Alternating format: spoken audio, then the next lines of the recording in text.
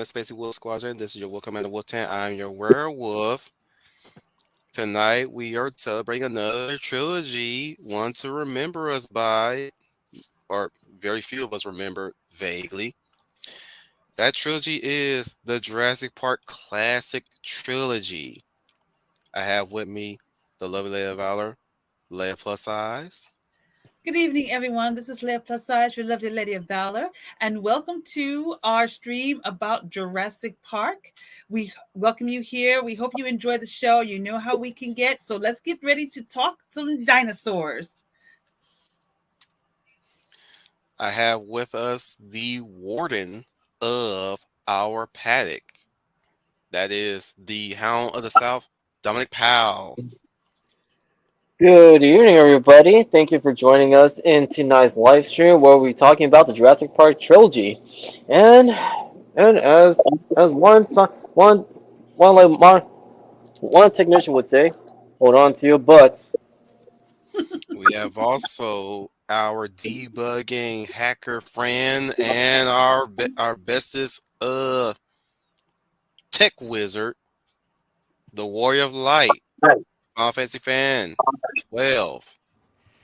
Greetings to viewers and fellow Final Fantasy fans. This is Final Fantasy Fan 012, and welcome back to another live stream of the UN Spacey Wolf Squadron. And today we are covering the Jurassic Park trilogy, the classic Jurassic Park movies, starring Sam Neill, Laura Dern, Jeff Goldblum, and the late great Richard Attenborough. You got it right. Where do we even begin? Well, let's start with the Oh, very we can't talk about the.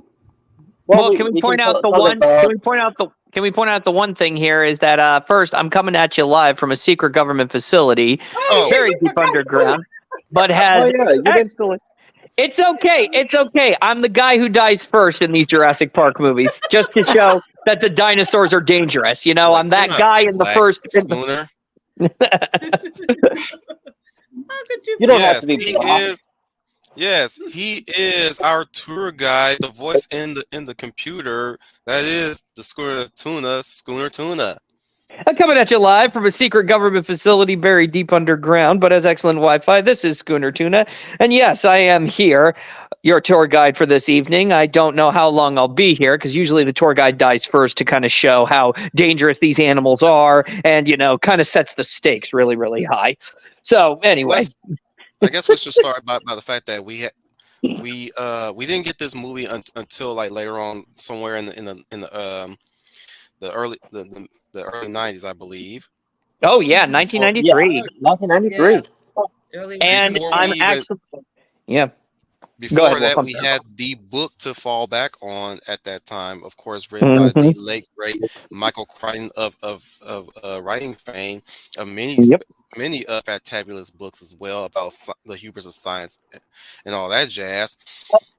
It also spawned a few sequels that were never meant to be, of course, because of course they had to pressure the motherfucker to make a sequel so they can have something to draw off of, because the book was all they had the point of reference. Of course, the first two movies were directed by the great, kind of not so great these days, Steven Spielberg. He used to be great. Well, he still is, in my opinion, great. I just think his history films are fantastic now. But back then, he was the sci-fi fantasy director.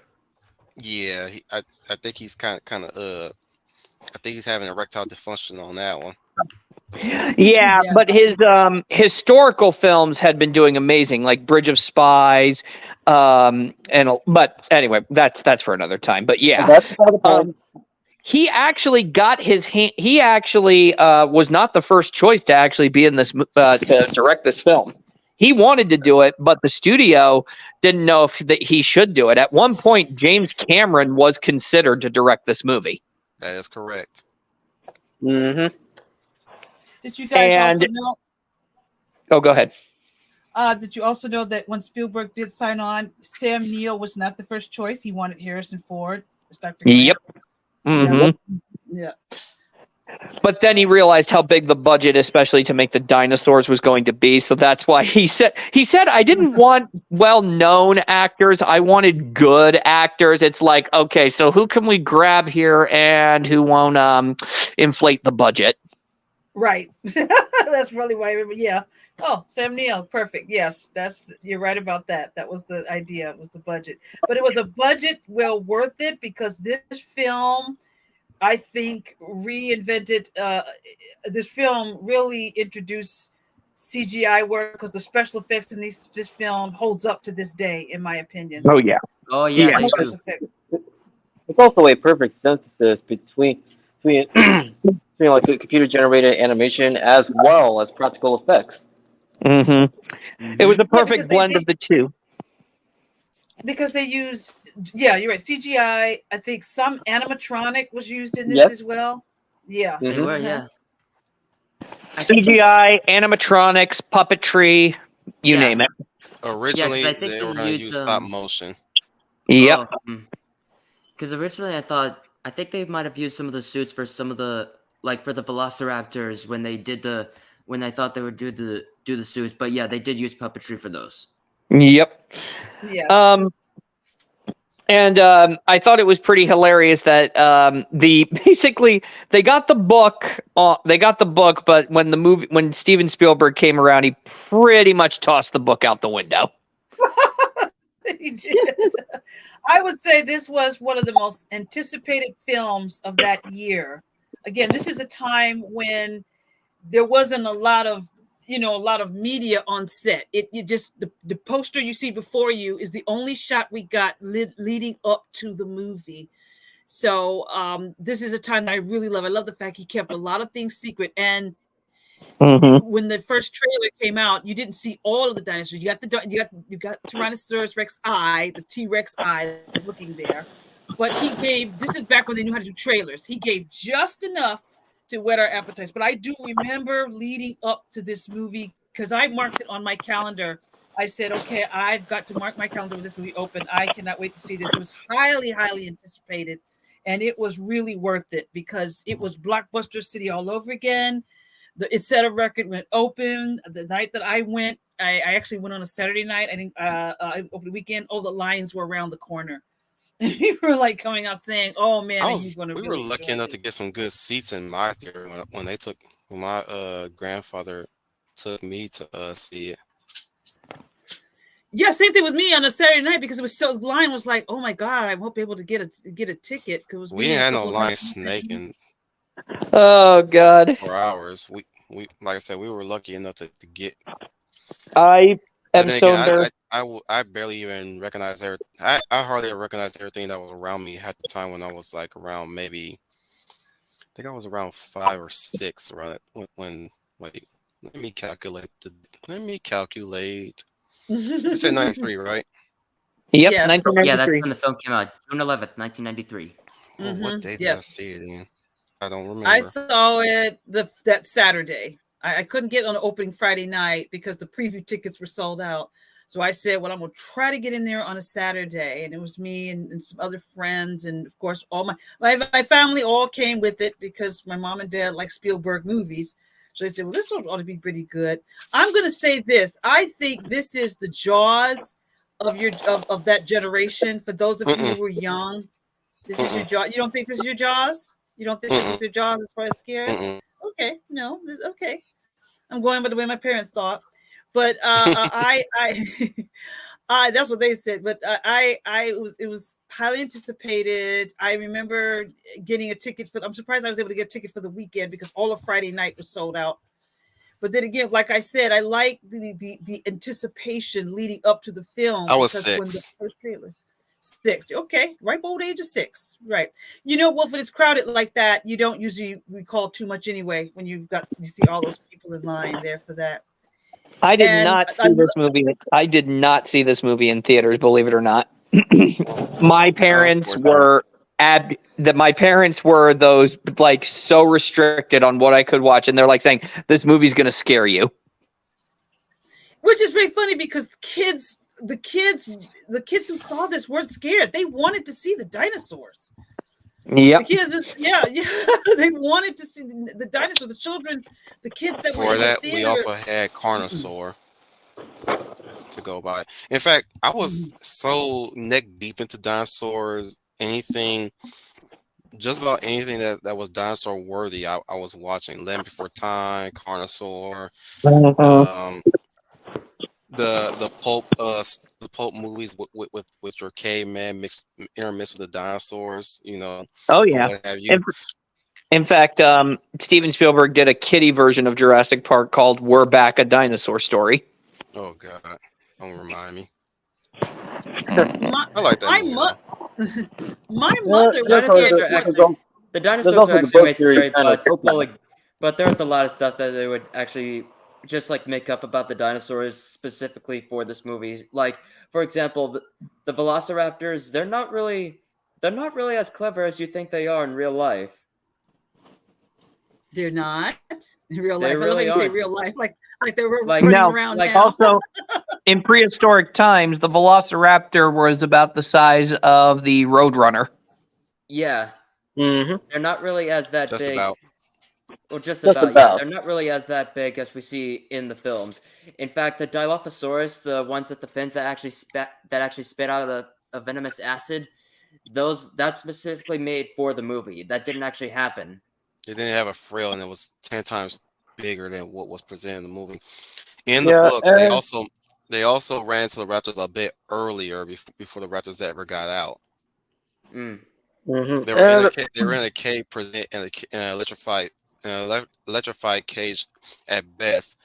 And the moment that the raptors saw them, they went on a killing frenzy, trying to get to the onlookers.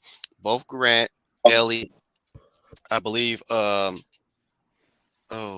John, and and a character that was actually a composite character in the movie than in the book, but I believe his name is O'Reilly. O'Reilly. No, Mhm. no, sorry, Yep. Ed Regis. Ed Ed Regis. Regis. Oh, right, Ed Regis. Yeah, Ed Regis was with them, and they went into the raptor in their true nature. That's in the movie, mind you, but it was done differently in the movie. They get to see Yeah. the raptors a little later. What they saw first was the brachiosaur.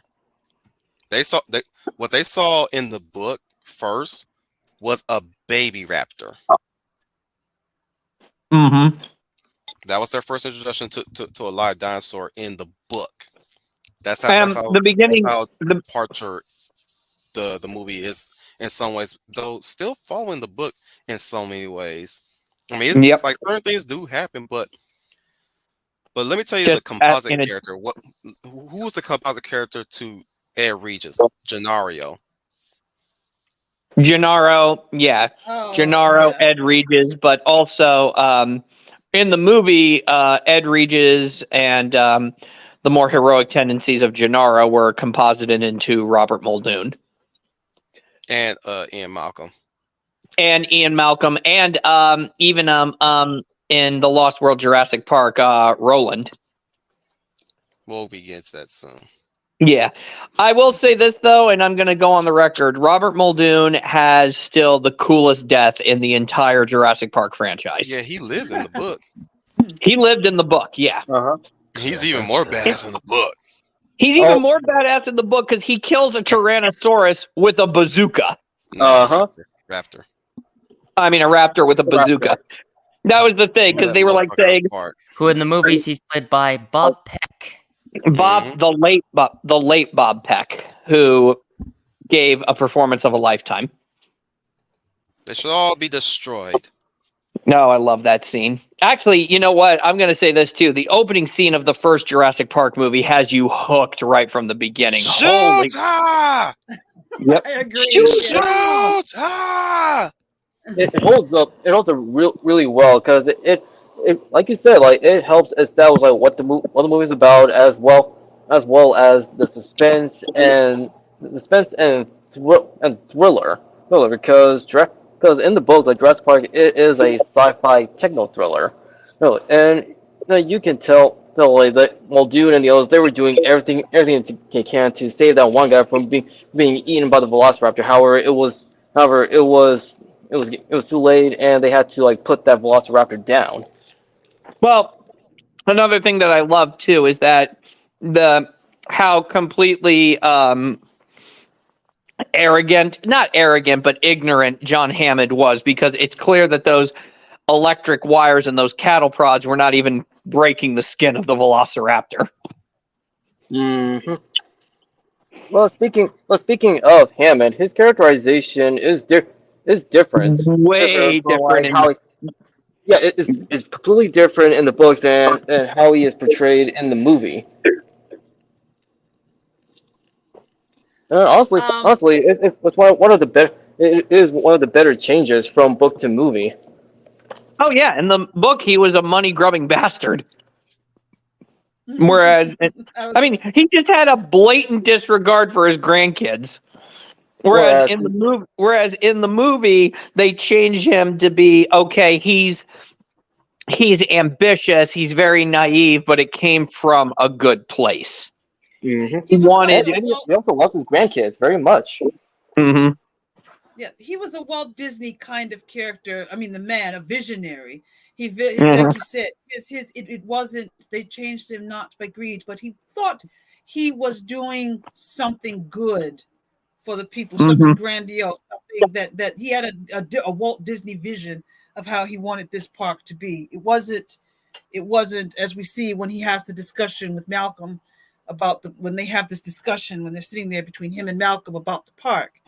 And Yeah. I do think that, like you said, and then he has this talk with Ellie when he talks about the flea circus and so forth. And he had to come to the realization, because I felt kind of my heart went to him at the end because he Mhm. he thought he was doing something good, but he had come to Mhm. realize this did not to go. It was He's it gonna was go back never against. gonna. It was never going to work.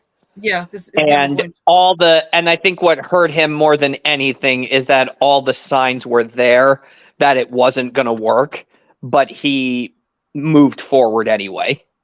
Right, He wanted to right. see it through. Mm-hmm. The Yeah. lack of humanity before nature that's been displayed here, it staggers me. Well, thank you, Dr. Malcolm. I think things are a little bit different than you and I fear. I know they're a lot worse. Now, wait a second. We haven't seen the part. No, don't talk. There's no reason. I want to hear every viewpoint. I really do. Don't you see the danger, John, and hear what you're doing here? Genetic power is the most powerful, awesome force the planet's ever seen, and you will realize a kid that's found his dad's gun. It's hardly appropriate to start hurling generalization. If I may, I'll tell you the problem with the genetic scientific power that you're using here. It didn't require any discipline to attain it. You read what others had done, and you took the next step. You didn't earn the knowledge for yourself, so you don't take responsibility for it. You stood on the shores of geniuses to accomplish something as fast as you could. And before you even knew you had, you patented it, you packaged it, and you sat it on a plastic lunchbox, and now you sell it. You sell it. Well, I don't think you giving us our due credit. Our scientists have done things which nobody's ever done. Yeah, but your science were so preoccupied with whether or not that they didn't stop thinking they should. Condors. Condors on the verge of extinction. No. If I was to create a flock of condors on this island, you wouldn't have anything to say. No, hold on. This isn't some species that's avoided by deforestation or the building of a dam. Dinosaurs had their shot, and nature selected them for extinction. I simply don't understand this looted attitude, especially from a scientist. I mean, how can we stay on the light of discovery and not act? What's so great about discovery? It's a violent, penetrative act scars with explorers. What you call discovery, I call the rape of the natural world. Well, the question is, how can you know anything about the extinction ecosystem? And therefore, how could you even assume you can control it? I mean, you have plants on this building that are poisonous. You pick them because they look good, but they're aggressive living beings that have no idea what century they're in, and they'll defend themselves violently if necessary. Dr. Grant, there's one person here who could appreciate what I'm trying to do. The world's just changed so radically, and we're running to catch up.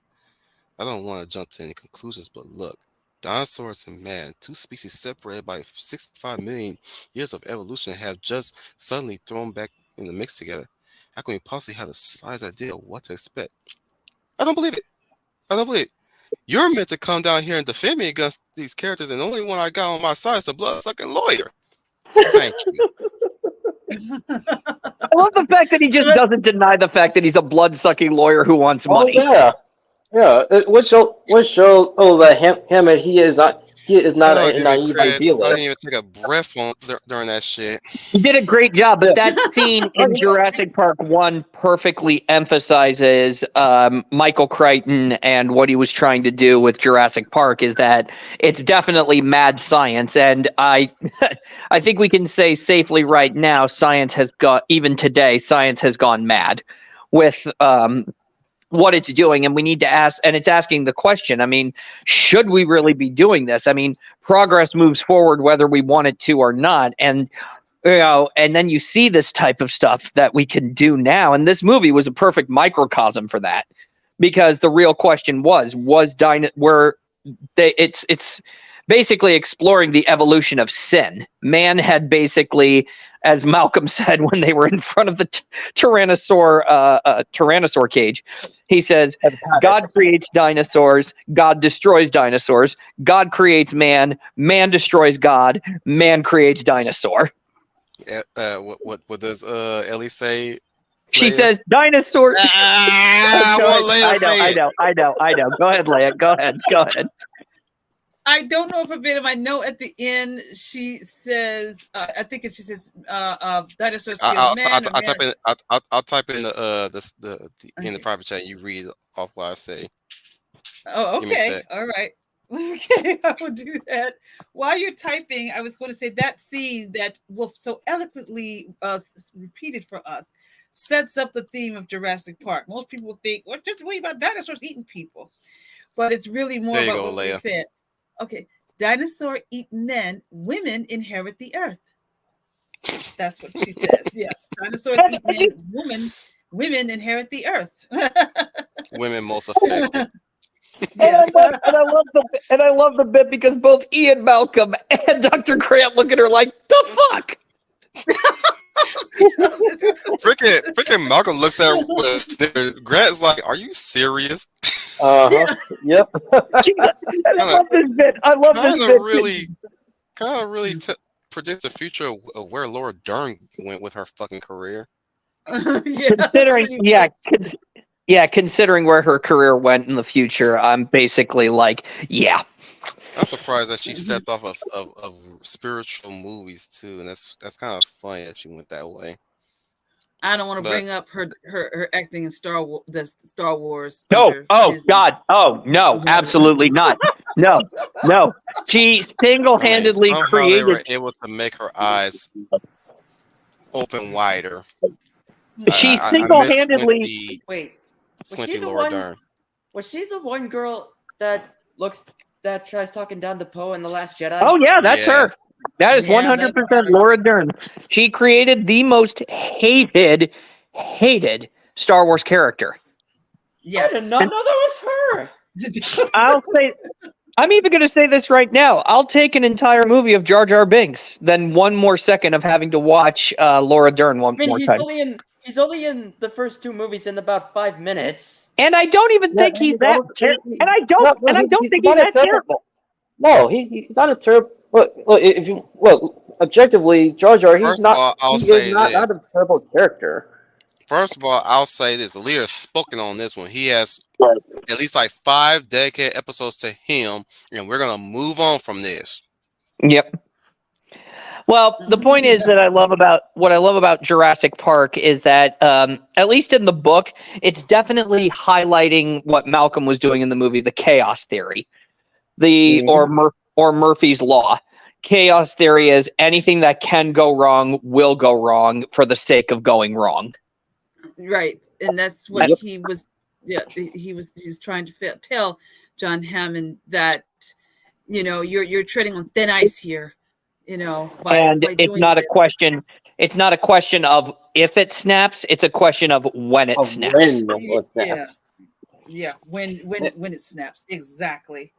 Yeah, and we see, and over time, like in both the books, as well as the movie, we see Jurassic Park like unraveling, and not just in front of us as the audience, but also in front of the characters as well. Mm-hmm. And I think what I find to be most interesting is that can we also say this too? Wayne Knight does an amazing job at playing one of the most unlikable characters. I was mean, just about to get to that. Yes, I agree with you. Dennis, first off, you got a great actor when you can Will make Arnett. it. No. I said Wayne Knight. Okay. Wayne Knight, he was from Seinfeld fame, and Steven Spielberg specifically cast him because he's good at playing these really obnoxious characters. Yes, because I'm not. Go ahead. Dodson, we got Dodson here. Oh yeah, he's also got some of the most meme. He's got some of the most meme-worthy. I mean, Jurassic. Another thing I love about Jurassic Park, it became a meme, and I love it. He's like, Dodson, you shouldn't use my name. Oh, Dodson, we've got Dodson here. Nobody cares. What's with the hat? You trying to look like a secret agent? Yeah, exactly. And I just love how equally scummy he is at the very end when he gets his money, and then the minute he gets the bill, gracias, senor, and then Dennis Nedry looks right at Dodson and goes, "Don't get cheap." That was Hammond's mistake. That was Hammond's mistake. And they go, and I just love it because he is just so deliciously unlikable that you like him. Oh my God, you could not. It was the most unlikable, annoying. Yeah, he was so unlikable. I cheered when that dinosaur ate him up in that car.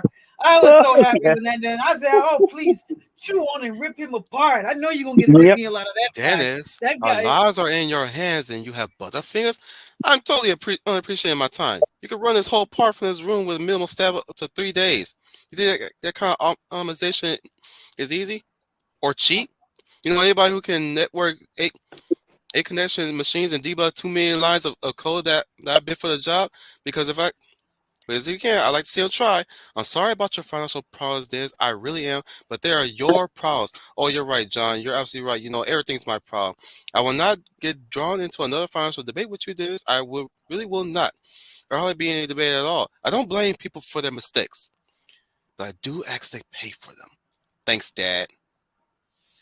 Oh, see what Hammond, he put Dennis in his place because he's not wrong.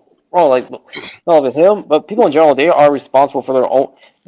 They are in charge of their own actions, and they need to take responsibility, including the consequences. No, his scumminess is downplayed in the book. He's kind of a blue card guy that was hoping to. Well, let me set the record straight. John Hammond is scum in the book. Mm-hmm. He is not this nice, gentle Santa Clausy guy that you see in Attleboro, and that's the reason why they had to rewrite his character in the movie. Because he is, yeah. Especially like, dude, you see how he embraces his grandkids in the movie. He's a douche to his own grandkids. Oh yeah. They just basically made it. They just gave him. Which is what they just gave the personality that he is in the book. They just gave that to Dodson in the movie. Mm-hmm. Yeah. I mean, hell, it's the reason why Nedry betrays him in the book, because Hammond is a fucking scumbag, especially on the logistics of how he spends his money, where he puts his money into, and the fact that he didn't pay Nedry good enough to run the park like he should. He was very shall I say it, irresponsible when making the park in the book. However, in the movie, John is a bit more misguided and naive. Mm-hmm. Well, I think it's kind of funny because somebody actually made a hilarious joke. He's not dangerously naive. Mm-hmm. You don't think dangerously naive? No. I said in the movie he is an idealist, that's for sure. However, he is not dangerously naive as an idealist. Yeah. I do think it's kind of funny though, because somebody made a joke, but it's a gross oversimplification. But throughout the entire movie, Hammond says he spared no expense. Well, had he spared no expense with Nedry, maybe he wouldn't have had a problem. He even bring that up in that conversation between him and Ellie. Yeah, I should never have hired Nedry. Yeah, I I like that. agree. Yeah. He says Yeah, I hiring would. Nedry, that was a big mistake. So, and I love that bit though too, because he says next time it'll be different. Yeah, and In a that's way, And he's when trying to learn from his mistakes, but at the same time, Mhm. it's like Ellie's telling him that you're taking the wrong lessons from this. Mm-hmm. you never had control. That's the exactly. illusion. Yeah. That And they yeah, didn't that's have and I and I also like the fact too is that what we're really show I also love the fact too is that it's showing the arrogance of science too, because despite being this top-notch facility that had basically state of the art, everything working perfectly, what helps bring the whole system down? Oh, an act of nature, a hurricane. a Mm-hmm. hurricane, and also his greed, Mm-hmm. his They're replaced with betrayal of they kind of sorry, the hurricane was also a composite moment in from the book itself. That's Yeah. true. Well, So the book also showed that the dinosaurs stopped being dinosaurs and started mutating because of mad science. hmm Mm-hmm. they were definitely hybrids in their own accord. They weren't just they weren't dare I say they weren't these exaggerated hybrids like they were doing in the later world films, or say the toy line that preceded it when Jurassic Park was selling merchandise. Mm-hmm. But there was oh yeah. something in the genetic code that besides the West African bullfrogs was altering their DNA, which allowed them to spontaneously change their sex and by virtue be able to breed. And they had a system where they can keep count of the numbers of the dinosaurs on the island.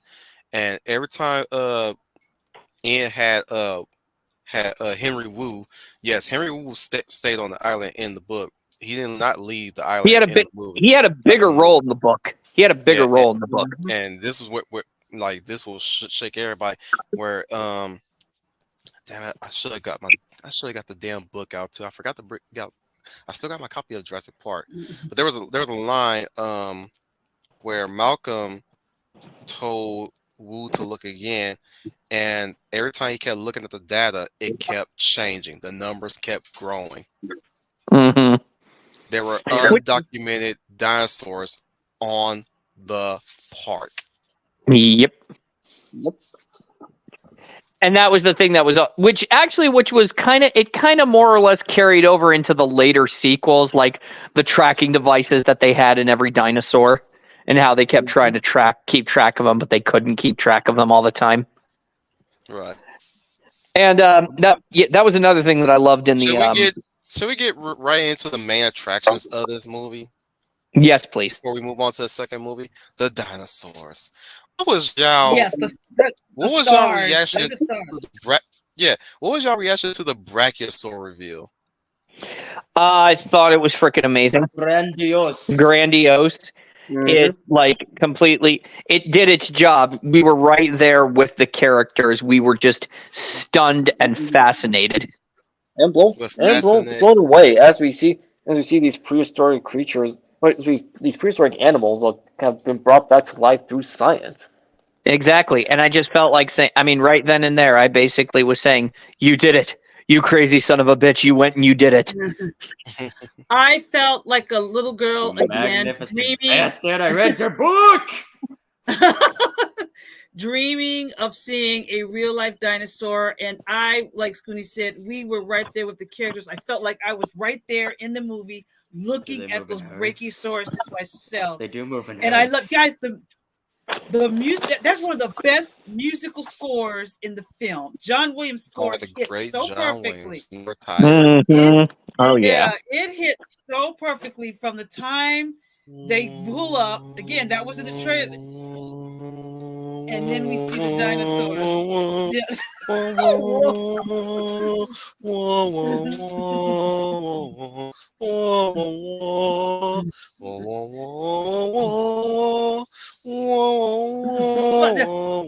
It's It's the brachiosaur. It's so tall, motherfuckers. It's the brachiosaur. It's the brachiosaur. Watch them start eating shit. Oh God. Well, that wasn't.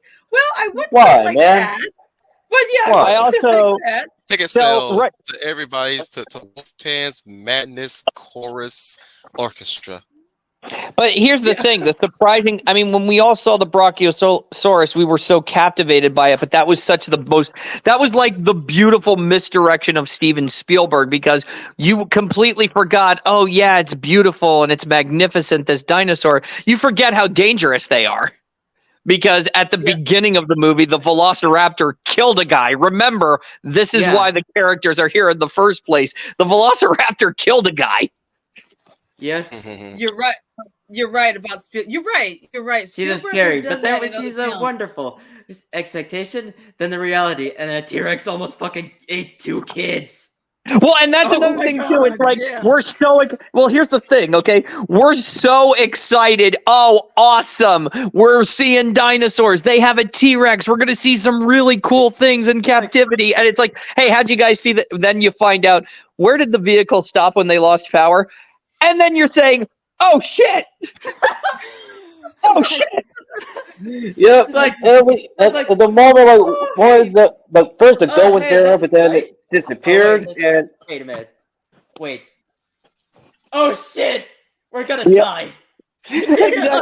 Well, I mean, come on, think of it like this. This is the scene that I loved more than anything. Is that, oh my God, he's like, all right, we're here by the Tyrannosaurus cage. This is so cool. And then when all the power's off, your fascination is replaced by fear, especially when Lex says, "Where's the goat?" And the goat leg falls on on the damn car. Oh no, we got to start with Slaughtered. Well, we have to start with that thump, the T-Rex. Oh walking, God, and they're that sitting in the thump! car. It was. Oh my God, yes. Did your heart The jump? cup. Because I Oh, got yeah. Spielberg is a master at fear. Because Uh-huh. you're right, when that cup started to move, it's all quiet, everything's quiet, they're just sitting there, all the rain, it's all good. Then like, boy, like, did you feel that? Mhm. Did you, Oh did you God. feel that? Did you Try feel reading this scene in a book. that? Man, Oh my you gotta God. give it to Crichton. Crichton knows how to do suspense Oh yeah, and build he up. does. He does suspense really well. In fact, a lot of the elements from the first book are actually in the Lost World. mm-hmm. Yeah, What was it? But even the scene where Gennaro says, "Maybe it's the power trying to come back on." Yeah. My dad. Okay, I shit you not. Because my mom and dad, when I finally saw it on video, personal story, finally saw it on video. They were still. My dad was like saying, "Oh, let him see it. It'll be fine." Well, do you think it'll scare him? And he says, "Are you kidding me? This kid is gonna love it." And so. And Gennaro's death was spoiled for me, because when he said in the movie, maybe it's the power trying to come back on, my dad is like, I hate this man so much. I just am so happy he's going to die. In the theater I was in, you're right. The kids, we were scared as adults, but the kids were like, "Oh yeah, come on! I want the dinosaur. I want the T-Rex to eat somebody." I wasn't scared. That's what all the kids were just like, "Yeah." But it was so quiet. I'm gonna say first thing when that scene when it came. First of all, you're right. Spielberg, you talk about Crichton, but Spielberg, the way he gives us fear in small, subtle ways is brilliant. Like I said, it's the thumping. They say, "Can you hear that?" Then you see the water in the cup.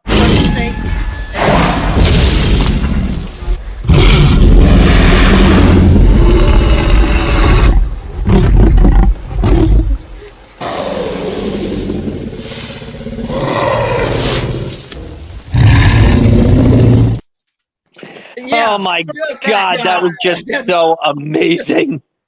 That is one of the probably the best moments in the, and I love the fact that there's no musical score at that point. It's just the noise of the thunder and the T-Rex making his debut. Like in that one episode of SpongeBob, it's just, oh no, SpongeBob, quick, reel it in! Can't you hear the music? That's a four string sonata in D minor. Every sailor knows that means death. Quickly before it's too late. Hurry, SpongeBob! The music's getting faster. I believe the T-Rex's roars was made with a combination of a bird, a cow, an elephant, and I believe a whale. Yep. Yep. Yeah. I also love the fact when they. Oh, go ahead. Go ahead. Also, I mean, besides the T Rex's grandiose entrance, which already like filled us with terror and suspense, was we need to bring up this particular fact that in spite of what was shown in the movies or told to us in the books, the T Rex's side is actually not as bad as we all thought. No, Oh, it's his site is. Go ahead. Go ahead. Go ahead, Dom. I was going to say, so he wasn't. He doesn't base things on movement. He can see. Is that what you're saying? Well, she. Oh, she. I'm sorry. Yes, she can see. In the film, Grant says, "Be very still." His vision, her vision, is based on movement. So you're saying that the T Rex wasn't totally blind; it could see. Is that what you're saying? Yeah, well, if you look into the physiology and abilities of the T Rex, you realize that the T Rex they can actually see in perfect like 360 vision.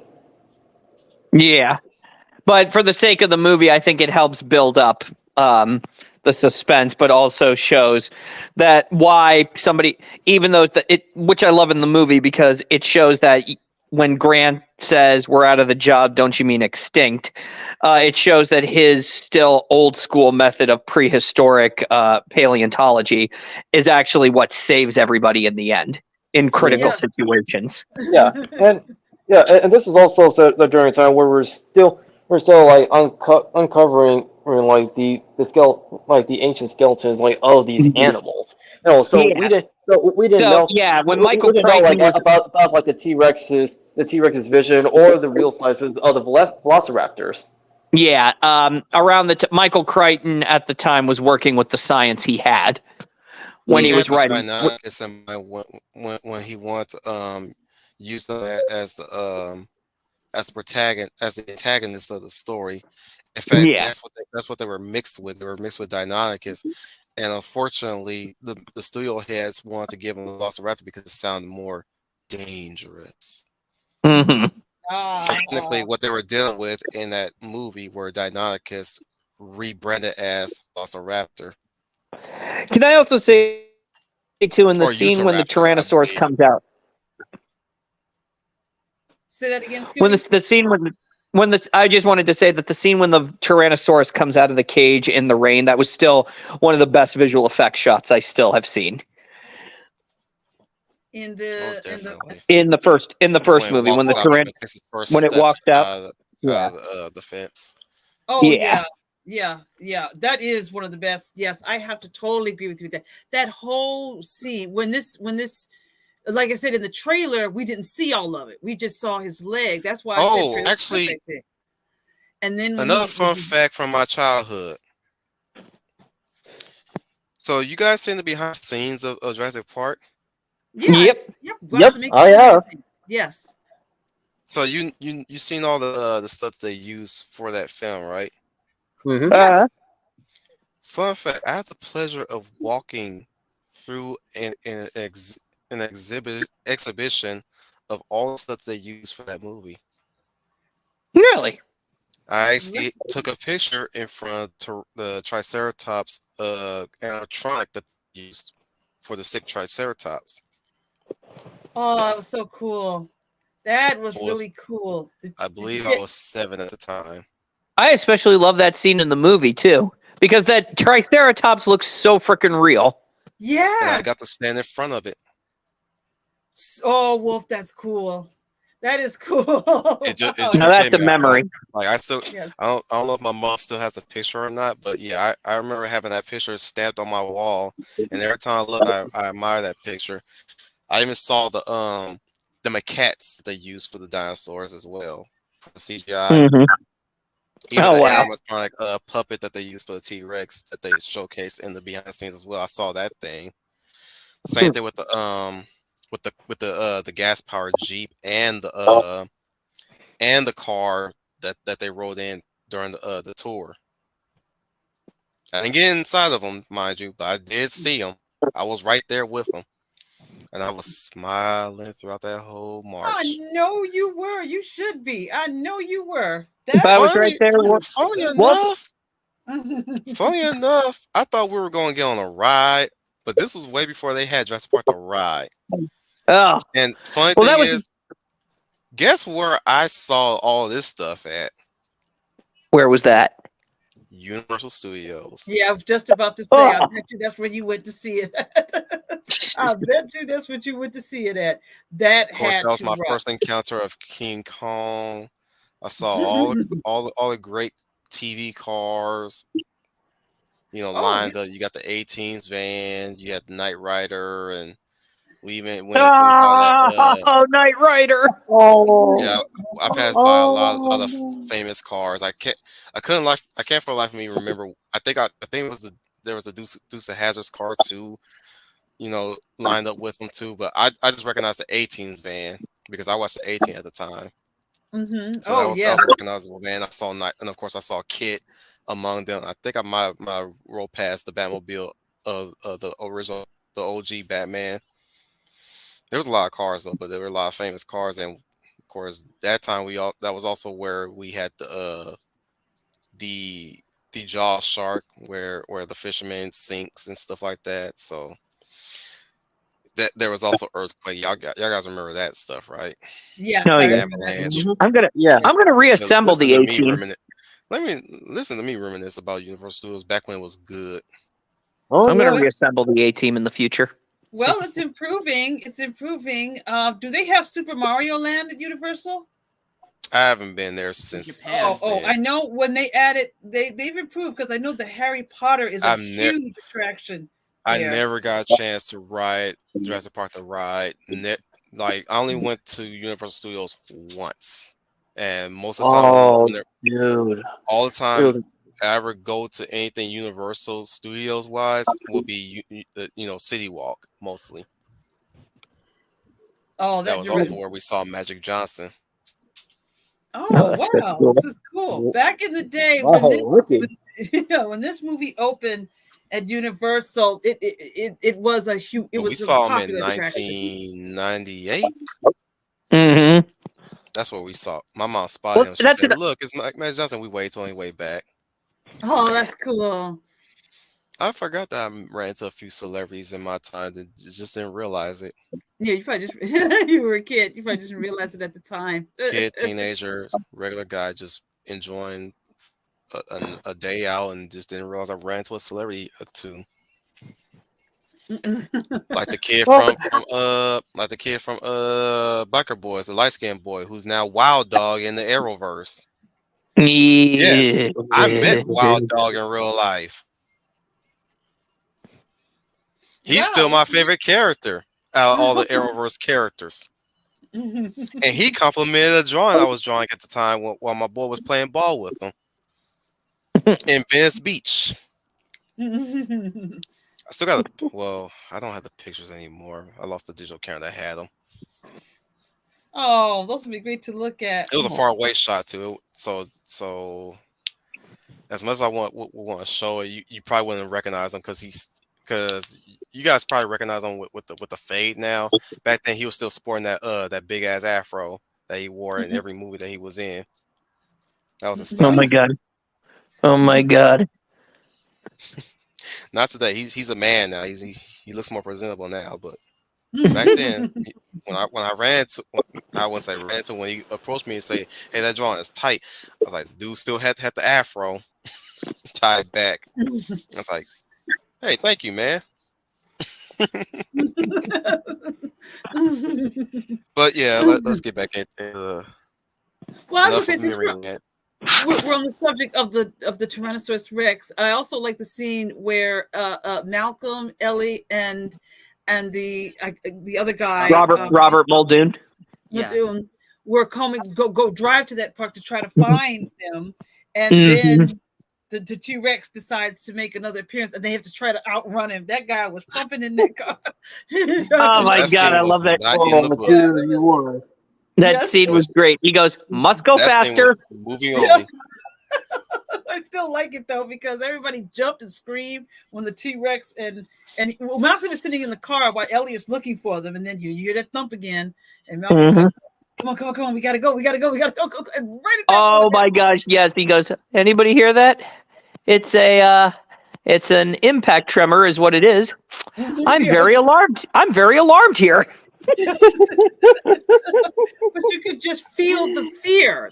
I guess it was Spielberg. You could feel the fear of, God, you gotta get out of there. I don't know what I would do if I heard that thump. I'm like, man, I gotta go hide in the bushes or something so they doesn't see me. And then they get in the car, and Heaven was trying to step on the gas to get away from it, outrun it. Yep.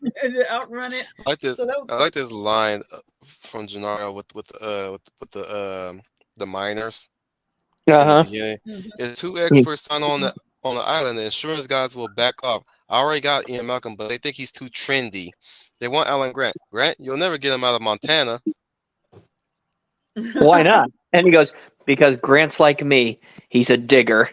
Yeah, Grant is like you see, he is very much a man of his ways, a man of his. The technology is not what he is really into. He's into hands-on digging. The dinosaurs. Dotson and Nedry, I still love this line. 750 on delivery, 50,000 more for each valuable embryo. That's 1.55 million, and you get all 15 species. If you get all 15 species on the island, I'll get them all. Remember, viable embryos, they're no use to us if they don't survive. Oh, how am I supposed to transport them? The bottom screws on. That's, oh my God, it's cool and compartmentalized inside. Oh, that's great. Customs can even check if they want to. Let me see. Go on.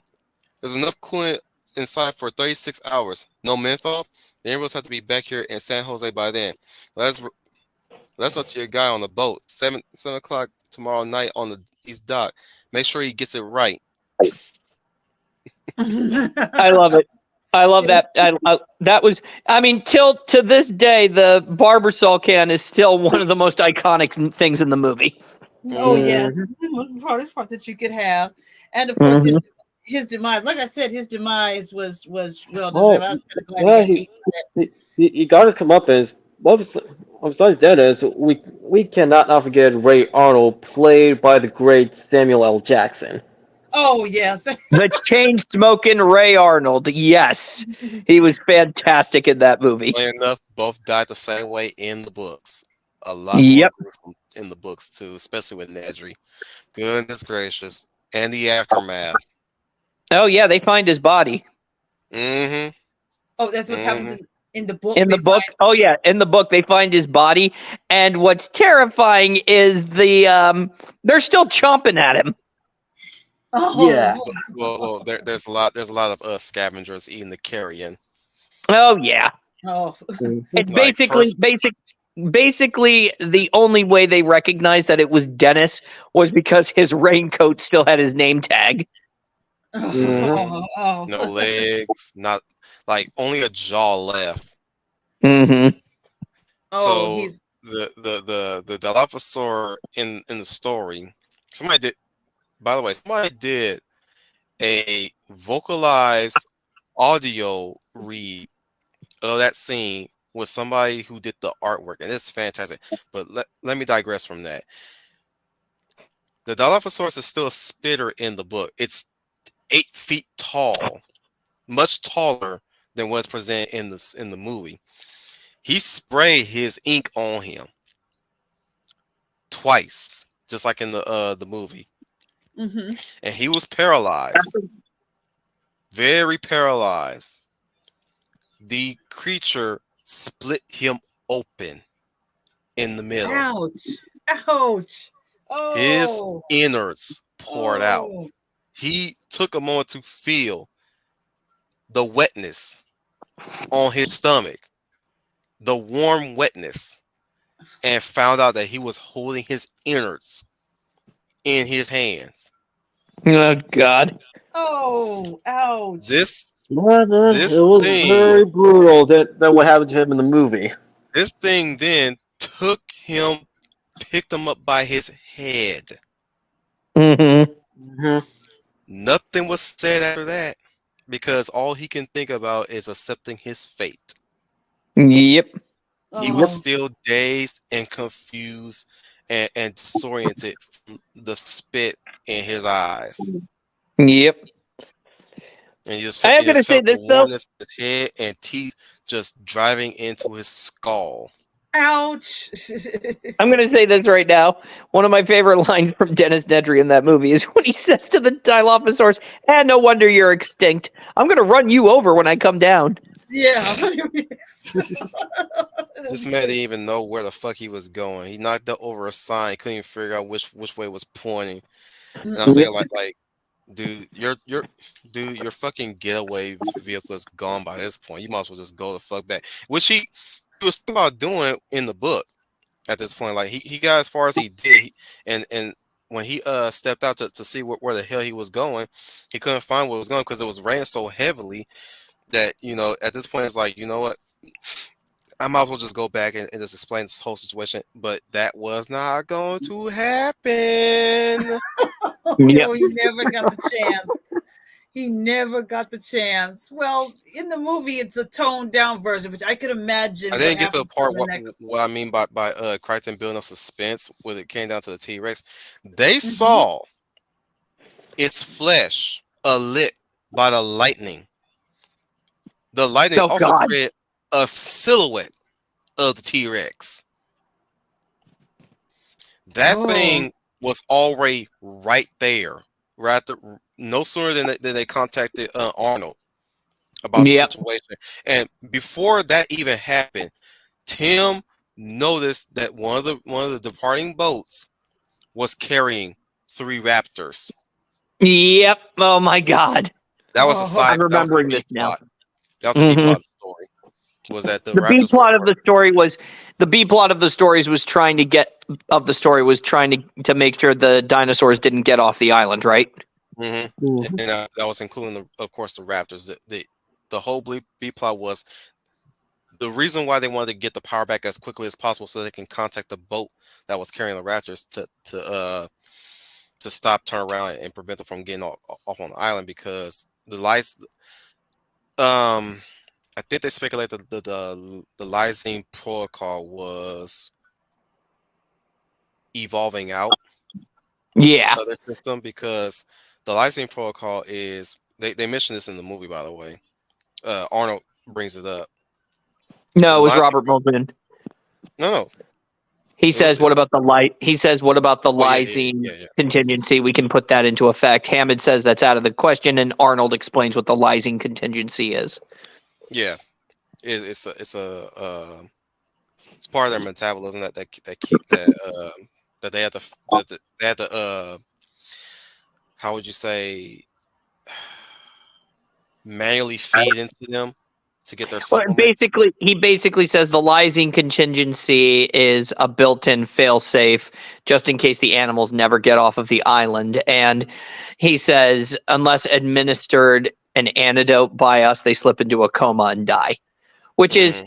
but there was actually extended dialogue. They actually said how long would it take to get into an effect to take effect, and they said 7 to 18 days. Oh. Hmm. Yeah. So Yeah, they Yeah. I do remember. if you ever got to the book before you get to the actual story, there's actually prologues that actually talks about animal attacks from escaped dinosaurs. Yep. In fact, if I recall, the beginning of the Lost World Jurassic Park is actually the beginning of Jurassic Park, the book. A prologue, one of the prologues, Yep. and One of the prologues. it was I believe she was not a little girl. I believe she was a hiker Mm-hmm. in the book, and it was just one company that attacked her, whereas in the movie Lost World, since we get on that, we might as well get to the Lost World Jurassic Park. Final thoughts Just one on last thing. Jurassic Park One 1. last thing before I go on Jurassic Park 1. Best line in the entire movie, "Clever girl." Hold Yep. on to your butts. The music for me is just will be my last memory of Jurassic Park. The music just was like a warm velvet coat around this film. It really sold movie score. Yeah. Well, we also can't forget the ending in Jurassic Park, where Rexy saved like Alan and the others' life before they were about to get eaten by the raptors. Can I just say Yes. that was Yes. probably one of the best surprise endings ever? Me too. I would have to admit. Yeah. I thought they were doomed. I thought that was This it for them. motherfucker I said, ended off on a oh, bang. What yeah. kind of metabolism do they have? What is their growth rate? They're lethal. They're lethal at 8 months, and I do mean lethal. I've heard most things that can hurt you, but the way these things move, fast for a biped, cheetah speed 50, 60 miles an hour if they ever get into the open, and they're astonishing jumpers. Yes, yes, yes. Yeah. That's why we're taking extreme precautions. They show intelligence because their brain cavities. They show extreme intelligence, even problem-solving intelligence, especially the big one. We bred 8 originally, but when she came in, she took over the pride and killed all but the 2 others. That one, when she looks at you, you can see she's working things out. So why do I have to feed them like this? She had them all attacking the fences when feeders came. The fences are electrified, right? That's right, but they never attacked the same place twice. They were testing the fences for weaknesses, systematically. They remember. Yeah. Poor And right cow. after that, Hammond says, yes, well, Who's who's hungry? hungry? Who's hungry? Yes. Yeah, I'm like, after they how could you possibly eat after seeing some like that amount of carnage? You never even Yeah. seen what they do to the bull when they lower it down either. You just hear. No, but you're scared. The shit is scared out of you after seeing all that. Yeah, you even see Spielberg their is putting- reactions. yeah. You just see their He's putting- reactions to the whole carnage. Go ahead, Leia. Sorry. No, it's okay. You're right. Spielberg wanted to put it in your head. It's more scary if you just imagine what they're looking at, and just It's like a imagine them frickin- devouring this. It's like watching this freaking cow. piranhas devouring a live bait. Mm-hmm. Right. But yeah, That's what let's you're go ahead and get into Lost World Jurassic Park, which is Yes. one I did not see in the theaters. Oh, I time saw it in the around. theater. This one I saw in the Oh, theater. you unlucky bastard. I know. I saw it on VHS. This was also the most commercialized of the entire franchise. I Yeah. mean, Tagline. we got Yeah. exactly. We got books, we got toys, we got video games. Speaking Yep. of video games, wait on before we go any further. Speaking of video games, who has played the Jurassic Park arcade Me, I this guy have. right here. This guy I right did here. once. in Chuck E. Cheese? Ah, Next question. I did play it in Chuck E. Cheese. I took my nephews to Chuck E. Cheese, and while they were off doing their thing, and I ate my little pizza, and I was walking around. I admit that I walked up there and said, "Okay, I'm just gonna play for a little bit." where a kid can scared? be a kid. Where a kid Yeah. can be a kid. Was you scared during the ordeal, Leia, because of the moving seat? It did rock me at first, but then for some reason I'm like, I gotta take control of this thing somehow. So I was on it for a long time, because the first time, yes, but the second time I'm like, I want to master this. Put another token in here and try this again. I will try this again because it did the Question: first time. Who has played the Lost World arcade? Me. I have too. I think Help! I think I did when I was at an arcade, or maybe it was at a random arcade out of Walmart. Yeah, it was. It popped up in certain arcade spots, and even I played my first introduction to the Lost World arcade was DC Really? Discovery Zone or DZ. Oh Sorry, my God, Discovery Zone. Wow, that's a can jeez. y'all guess how old I am now? Dear God, that was like the place. Are That you- was like if you couldn't get to Chuck E. Cheese, Discovery Zone was the place. DZ Discovery Zone, man. Man, oh man. I think I only been there twice when I was young. Oh man, I went there Now so we have many Dave and times. Buster's, and even then, who knows how long longevity that one has? Can I just say though? I mean, Logan's first off, speak is closed. exactly. They need to start making. You know what I think? I think they need to start making those little playground indoor play sets for adults. where we can crawl around, where we can slide into a ball pit. You should do that for adults. Yeah. Come on. Oh, that's not a bad idea.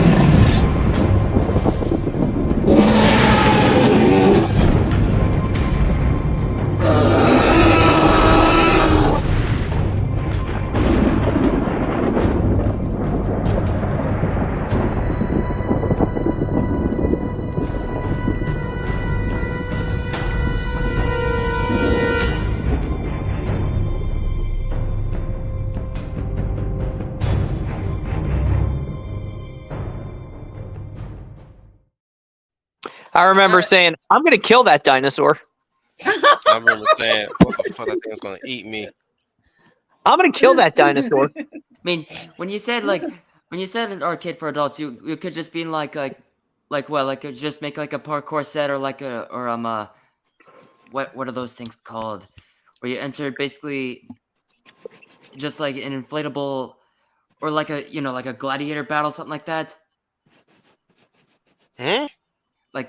Like you ever been in like where you're trying to stand on the platforms, you try to balance out, but then you're actually given a joust, and then you're trying to knock the other player off. You ever seen that? What in the Lost World? No, like when Schooner said in arcade. Oh, in arcade. I don't think I've ever seen that. I'm trying to think. I don't think so. But like I said, the Lost World Jurassic Park was the most commercialized of any of the original three Jurassic Park movies. Goodness gracious, freaking Steven Spielberg hyped the shit out of that motherfucker. Oh yes, he did. Yeah, the first movie was a success. It didn't even need a sequel, but because it was a success, and just like what happened to Terminator 3, Hollywood doesn't know when to fucking quit. I Well, know. the thing is, we left off the first movie the fact that the park was completely sabotaged. There was no way.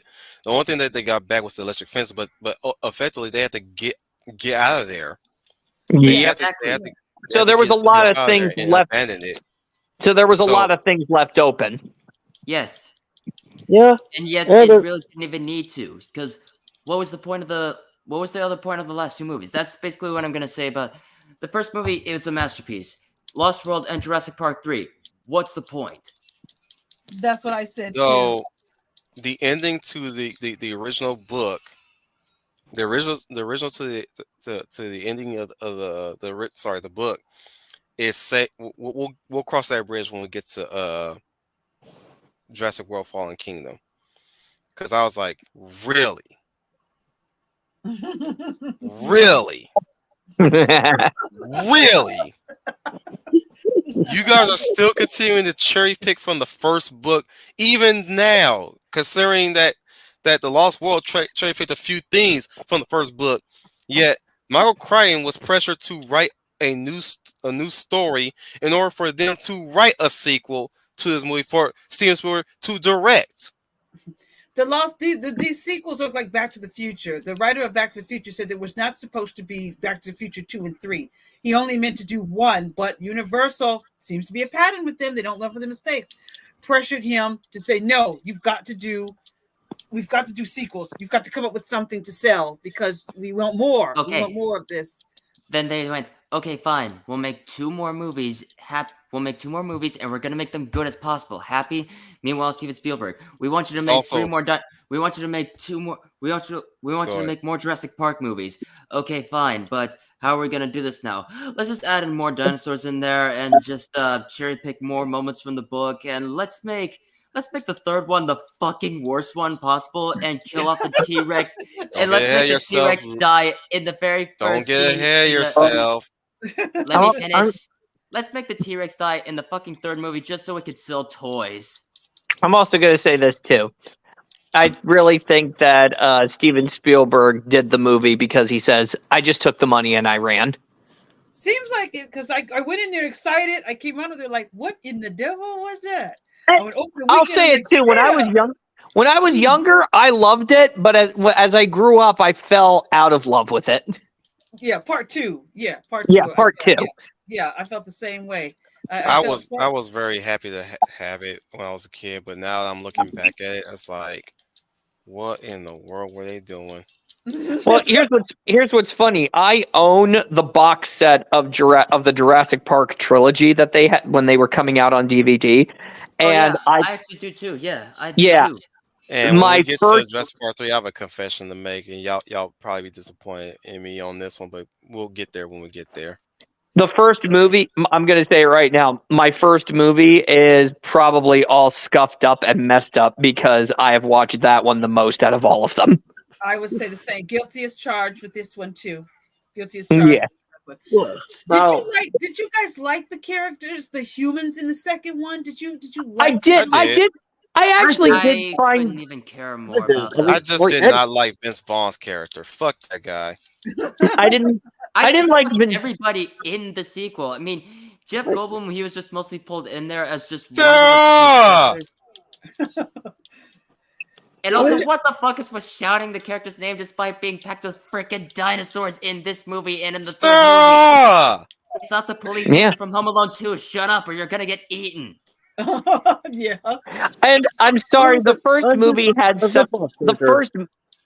The first movie maybe had some legs to stand on with the moral and ethical dilemma, but the second movie is trying to really make it seem like it's all animal rights and all that crap. But I love it because the bad guy in the movie makes a stern point, and it's like, oh my God, I'm actually siding with the bad guy in this movie. He says that these are living creatures. You have no right to take them off this island. And he retorts by saying, an extinct animal doesn't have rights. We patented it in a lab and we grew it. It belongs to us. So, yeah. So Malcolm is in this one. Malcolm, fuck every one of the characters in this movie. And freaking Dr. Malcolm is a fucking meme throughout this whole fucking movie. That's how it all starts. Then later there's running and screaming.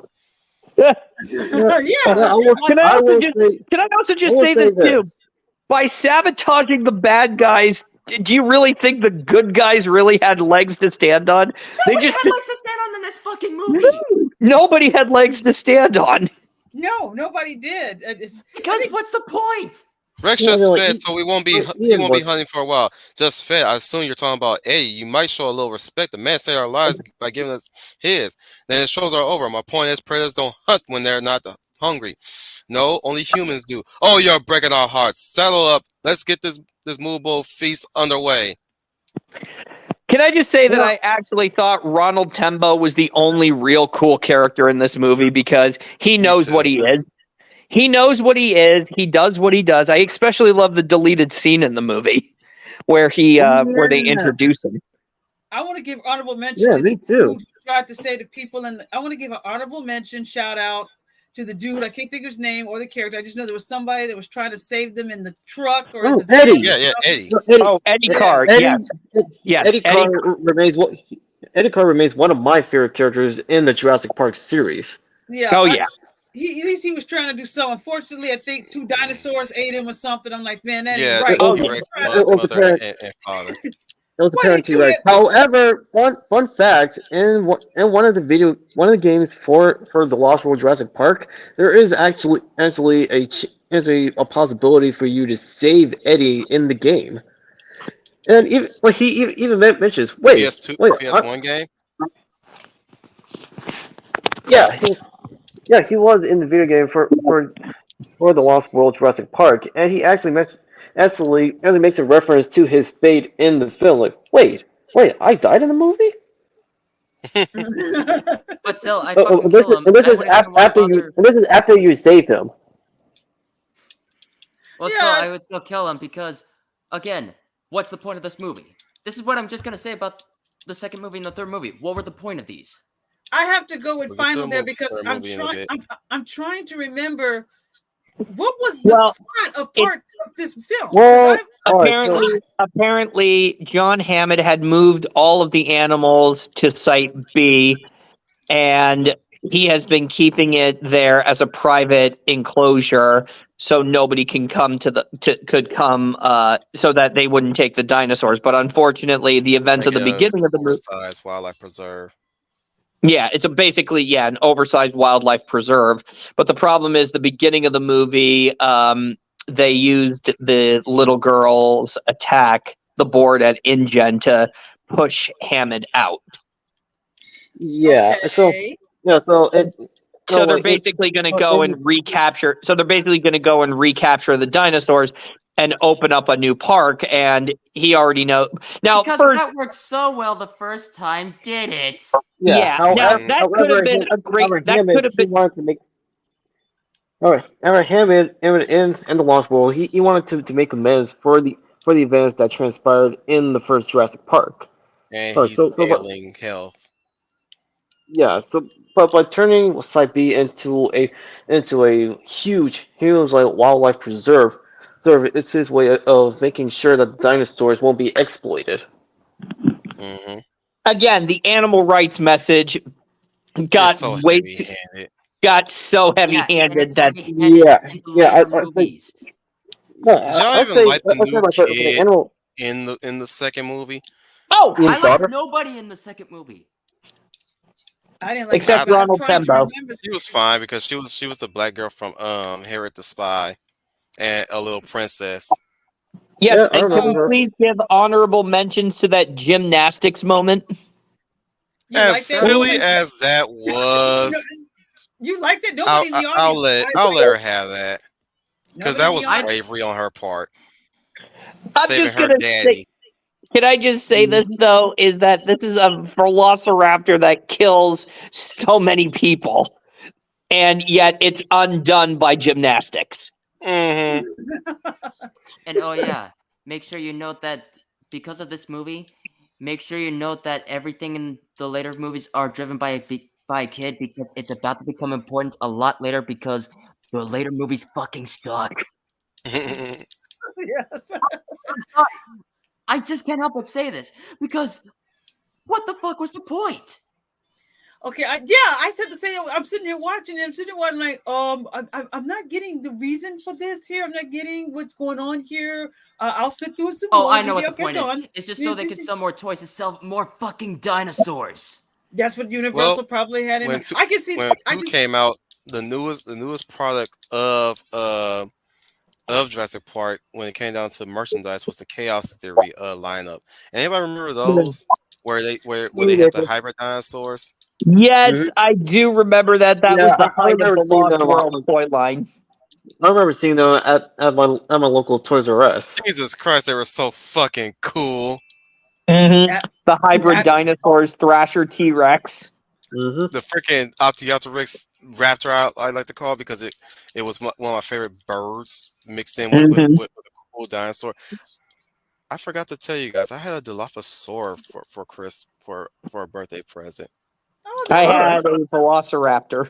And my grandma also bought me one time a Pteranodon from Jurassic Park, and I had the T-Rex for Christmas, so cool. And it roared. I have all it did was roar. Yeah, I also had the VHS for the Lost World Jurassic Park as I did for the first movie. You know how I acquired Jurassic Park the VHS, Dom? McDonald's. Just about to say, I knew I knew they had a tie-in with something. No. Okay, no. I forgot. No, this was back when McDonald's actually sold you the VHS movies to any movie. I remember that. Do you guys remember that? I do. I remember that. Yeah, I do. I remember that. That's how I was able to acquire Land Before Time. That's also how I acquired Jurassic Park the movie. Oh, you remember how you? Nice. There were so many back in the 90s, and even early 80s and all that stuff. That was crazy ways how you acquire movies back in the days. Yeah, I remember that thing. The fact that even fast food restaurants gave away movies to promote a movie. I know, right? Yeah, it worked. God, it worked. Hope people discover this stream afterwards. I'm giving you guys a treasure trove of shit that people have neglected over the Mm-hmm. years. Mm-hmm. I remember when they used to do that. Of course, you go in, get yourself a quarter pound of a cheese meal, and take home a movie of your choice. I do remember that. I Hmm think I got a few films. I just can't remember which ones that I bought, but I can't remember Some right had now. Snow They're few. White, Mm-hmm. Cinderella. Mm-hmm. Uh, Goodness gracious, man! Like, I think man, one had Peter Pan. I mean, yeah, you could go in there and get that. It worked because McDonald's quite a bit. You just chose a McDonald's has film. went down the shitter ever since. And it Yeah. Oh ain't yeah. good. It used to celebrate a lot of shit. You know, you had cartoon character toys themed after 4th of July, Yep. Halloween. You had Transformers that actually transformed. Remember them days? Even Oh if yeah. even if they Oh were yeah. so small, they still transformed like real Transformers toys. They weren't as complex as the real toys, but they still transformed. Even when Beast Wars was coming out, we still had, you know, stuff that transformed. You feel me, guys? Like, Oh goodness yeah. gracious. Oh yeah. Oh This One is a, hundred percent. Yeah. this Yeah. is the reason Yeah. why We feel I'm you. doing this now. This is why I'm doing these type of things now, so we can reminisce. oh, McDonald's was glorious during the Star Wars years. I mean, Lucas Star Wars. I lived at McDonald's each week because there was absolutely no way Burger I was not King, going to miss every single glass Pizza Remember Hut. when before. Burger King? Remember when Burger King like signed that exclusive deal with Nickelodeon for SpongeBob? Mm-hmm. Yeah, yeah, yes, yes. Because my nephew, my nephew Back got when so good much stuff out of that. My back when nephews were good business born. was good business. Mm-hmm. I It Yep. think was so. the last time I ever saw the fast food business work go hand in hand with the merchandising was when Iron Man 1 came out and they made a deal with Burger King. Damn it, Yes, damn it, Oh yeah. we that did it was again. fun. Once we get Yes, to the damn sequels, we talk about shit that ain't got shit to do with the sequels. Well, and that's because the Yeah. sequels are just so bloody forgettable. that just Hey, shows you. hey, hey! Wait a minute. Look, in spite of the Lost World Jurassic Park's flaws, there are redeemable qualities to it that are worth rewatching. Like the T-Rex Like, rampage in San Diego. I was going to bring look, that up. besides Okay. that, there are also like almost like with Ian, the other characters. Besides like Eddie Carr like doing his best to save his friends.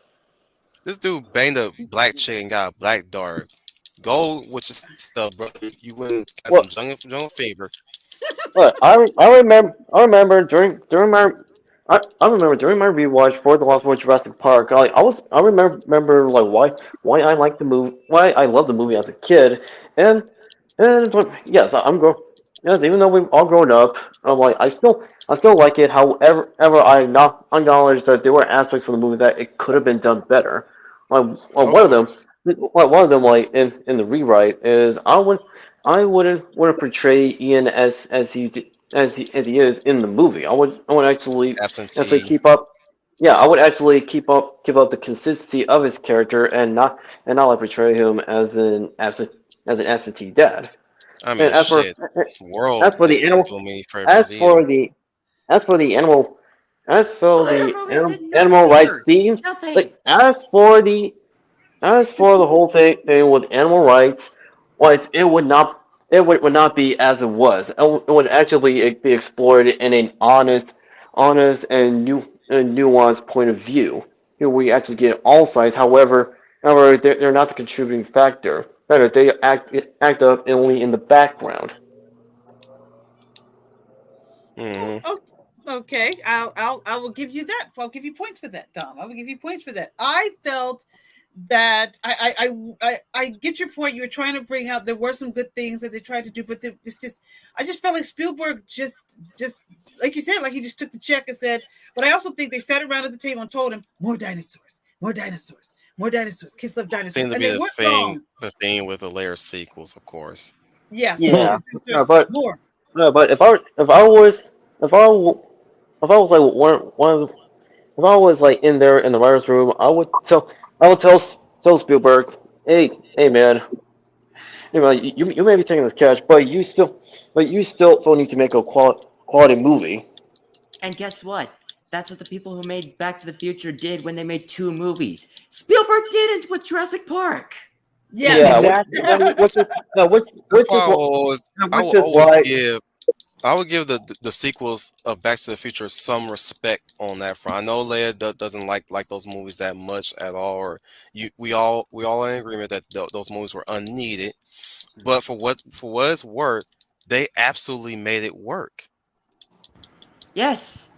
yeah, You they Oh, can't. made agreed. it to a the point convenient. where they're optional. Mm-hmm. And they're not to mention they are a worthy addition to the movie. Speaking of which, I got my copies of all 3 movies on Same I DVD did here. too. I All of did the too. The all 30th of the anniversary access, edition. and I was able to buy them from my local Blockbuster. awesome. Actually, Yeah, where I live, go ahead. Now, I just only got funny enough, now how the way I was introduced to the Back to the Future trilogy is Disney Channel. Say no more, Dom. Disney Leia, you was gonna say Channel. something. Let's put it to bed real quick, and let's get ready to get right on to the third one, so we can wrap it up, so that Schooner can finally go to bed. Yes, we don't want to lose Scooney. What my final And just when we were about to do this shit, 4 people start joining in. You sly motherfuckers. my final look the fun well my final words for the Lost World Jurassic Park is it's flawed. However, there are redeemable qualities to it that you can appreciate and think of. Yeah, that this could And have they been done teased us better. with a King Lear movie, motherfuckers. We were denied King And Lear. another thing I will add is somebody should have rated in Steven Spielberg and actually encourage him to make a proper movie as Bob Gill and the others have done for Back to the Future. Mm-hmm. In other words, like get him off his butt and be the director that people will love and respect. Yes. In the end, Lost World Jurassic Park. Redeeming qualities, but what's the point? Look, a good shot at a sequel. That's all I'll say. It's a good shot. Didn't land, but it was a good try. Right. Jurassic Park 3, on the other hand, Which I've watched this No. first, Yeah, I'm a it son. fucking and it's the No. sucks! only Jurassic Park my Even more niece than the ever second one. watched. Unfortunately, I'm a bad uncle. I'm a terrible uncle. Now, now for Jurassic Park 3, I actually watched this in theaters, and I remember on opening weekend, everyone went to the movie room and wanted to see what the studio like has to offer with this third entry. And everyone came in with an open mind, and as a kid, I enjoyed it, but eventually when we watched it again, like as a teenager, I realized, wow.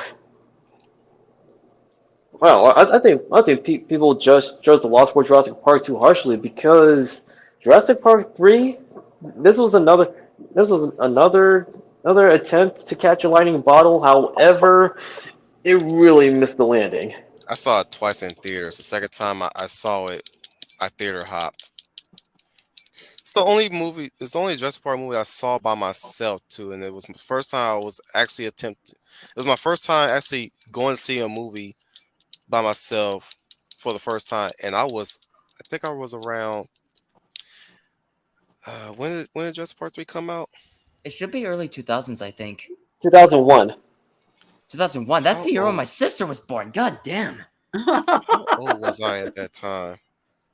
I did not see this in the theater. I gave up at this time. I just felt the trailer just didn't convince me, but I did eventually see it on video. And I kind of have to agree with Scooney. It tried, but it did not stick the landing. It was missing Point of something. contention is the most.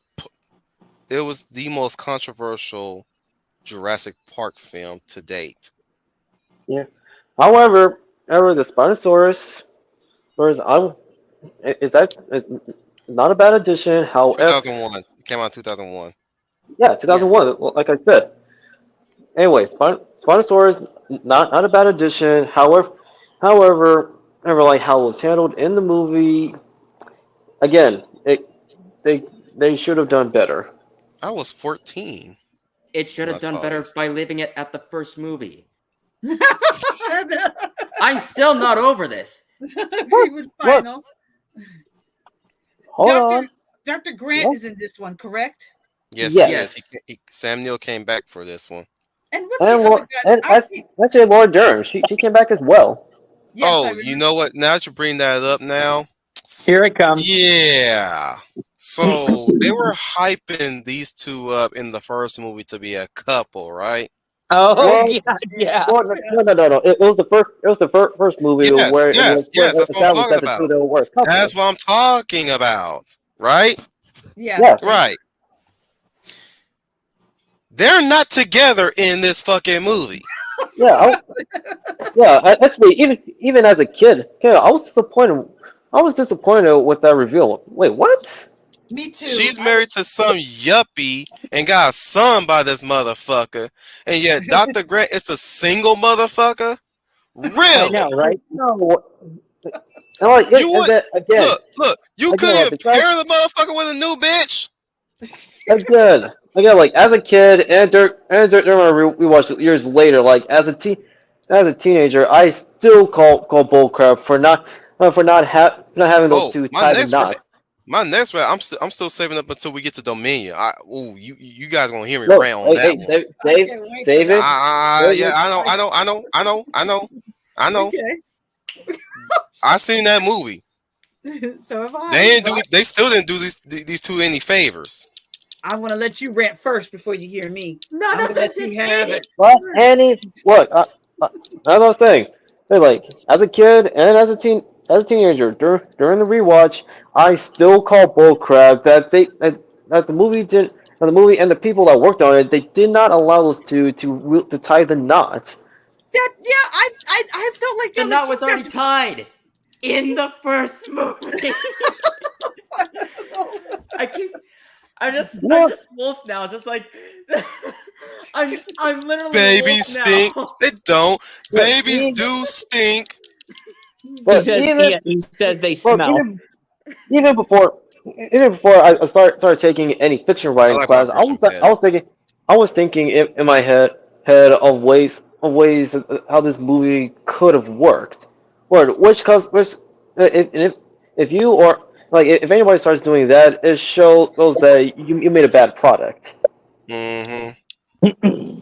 absolutely. I'm disappointed with you guys. I said you got to be kidding. Oh, come on.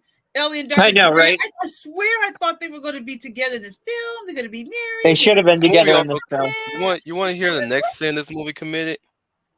Next one, they kill Go the ahead. T-Rex. Well, we'll get there. We'll get there. Final, let it go. We'll get I'm there. still not over it. We'll get there. Don't worry. Look, man. Hey, What's the other one? Well, hey. next time when we cover Jurassic Park, we can do a part two which covers on how we can rewrite the sequels to make it work. Mhm. But what was the I like other that one, idea. Wolf? Look, it also created the ultimate sin of this movie should never have happened because the circumstances should never have happened in the first place. Yep. That's the same Yes. thing in the sequel. In the second Um, movie. Yeah, they repeat the same issue in the second movie and the third movie. These motherfuckers went and flew by the. By the way, the logistics of how this shit happened is so fucking weak. Yes. Mhm. Just like the second movie. Well, No, at least in the second movie, they actually went there and nothing really happened yet. mhm. In this one, they went and did a Jaws bullshit. Oh yeah. They did some Jaws 3 bullshit. Oh my God. Bottom line is Jurassic Park 3 ended up making the same mistakes as every attempt to sequels for a movie, TV show, or even literary works. It shouldn't have happened because the motherfucker shouldn't have been on the island in the first place. Freaking Right. Site B is restricted, and yet they call upon the Costa Ricans to get this shit done just so they can sightsee and see some fucking dinosaurs. Yes, that's what I Yep, said. and they killed the Yes. T-Rex from the very first scene by the Spinosaurus just so they could sell toys. Yes, that's what that was. Oh no. more than just no final. It's way deeper than that. The motherfucker consultant that they hired on behind the scenes had a fucking hate boner of the T-Rex. This motherfucker theorized that T-Rex is a fucking scavenger and he's an opportunistic eater. So he said, fuck this motherfucker. Spinosaurus is where it's at. He's the new hotness. T-Rex is the old and busted and cowardly lot. New hotness. Old and busted, new hotness. And these motherfuckers didn't even get the Spinosaurus body right until years later. Yeah. Until years later when we discovered that Spinosaurus had more spines on his back. Yes. If I was in the studio, I would tell this consultant, yeah, we appreciate your time here, but I think we're gonna find another consultant. Yeah, that's my question, William. I kept asking that same fucking question. What happened to those motherfuckers on the boat? Yes. What killed them? They say it's Pteranodons. If that's the fucking case, why are these motherfuckers not off the island? Yeah, that was another plot hole in Jurassic Park 3. Yeah. Like, Mosasaur didn't get introduced until World. It can't be no Mosasaur that attacked them. Mm-hmm. I could actually accept that if a Mosasaur was around the island. But it didn't show up yet until the next movie. No, it didn't. Well, even if you look up pictures of a Mosasaurus, or if you have a big book about the dinosaurs, the Mosasaurs, like, they are not to be messed with. Neither is its other subsidiary, the Lapleurodon. I'm like how the fuck did they get eaten? William Silva, I can answer that question. Jaws ate him. Yeah, fucking Megalodon is circling around that damn island. My thing is, you know what? You know what? Maybe it was the Kraken. Hang on, Leia has a question. Well, I think you go answer. I just said when I first saw this, I'm like, why were they there on that island in the first place? If it wasn't that island supposed to be restricted, blocked off? I said that earlier. Yeah, Site B is made to be restricted since John Hammond wanted to turn it into a wildlife preservation. No tourism, none of that shit. Well, I guess they kicked over the sign then and decided to say they were going to do what they were going to do. And it wasn't the son. They wanted not John Hammond, but Dr. Grant to find the son that was dumb enough to go to an island that was restricted. They tricked him to go on there. He had a sidekick with him too to go with him with a couple. Tia Leone's character along with what's his face from I forgot his name. From The Simpsons. What was his name again? Ned Flanders. William H. Macy. Yeah, William H. Macy. Yeah, Ned Flanders. How you doing, neighbor? Holy shit, Ned Flanders was in a Jurassic Park movie. Jesus Christ! Oh my god! I never would. Wait, hold on. You didn't know? You didn't know his voice. I couldn't tell his voice.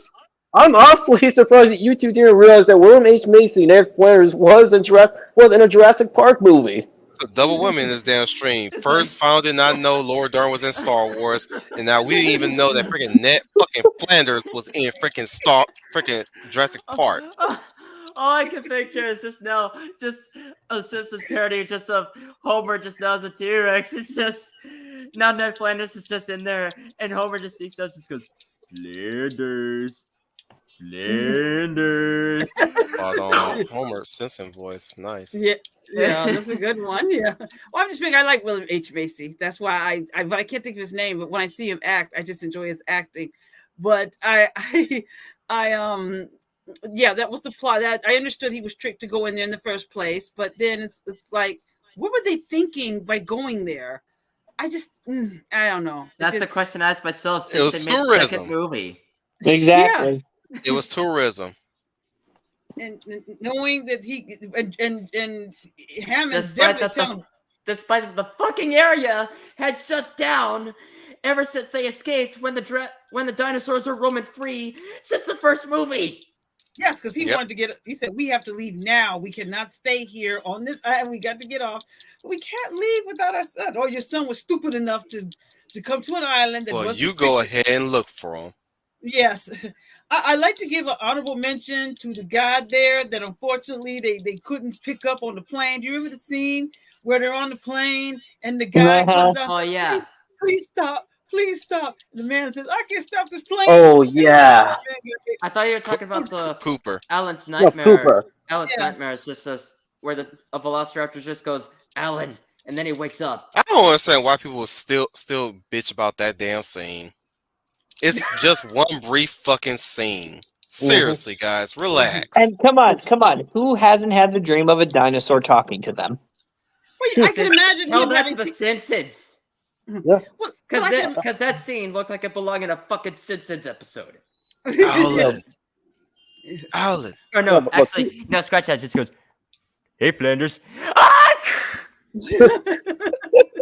Well, I could imagine Hammond having PSD. It didn't bother me because I figured he would have nightmares from that experience. I think what really sets it off was the fact that it's stationary, sitting on the seat and hanging onto the back of the seat, just looking at him, when it should have been standing in front of him, approaching him, and then you hear Billy's voice say, "Alan, Alan," and he wakes up. hmm Yep, I I think think that. that's Yep. what they should have done with that scene. Yeah, I think a bit of that's what I'm retooling, thinking too. a retooling the scene, and it would have worked It to really really just illustrate didn't feel like that that there were. Alan had PTSD. It really just There was didn't Like, feel time. like there were any stakes in that movie. Yes, I have no, to it was agree just with a you. race against time to get the fuck off and survive. And Jesus Christ, man, the Raptors. Oh God, I think I this was. gotta give. Here's one thing I will give the movie props for.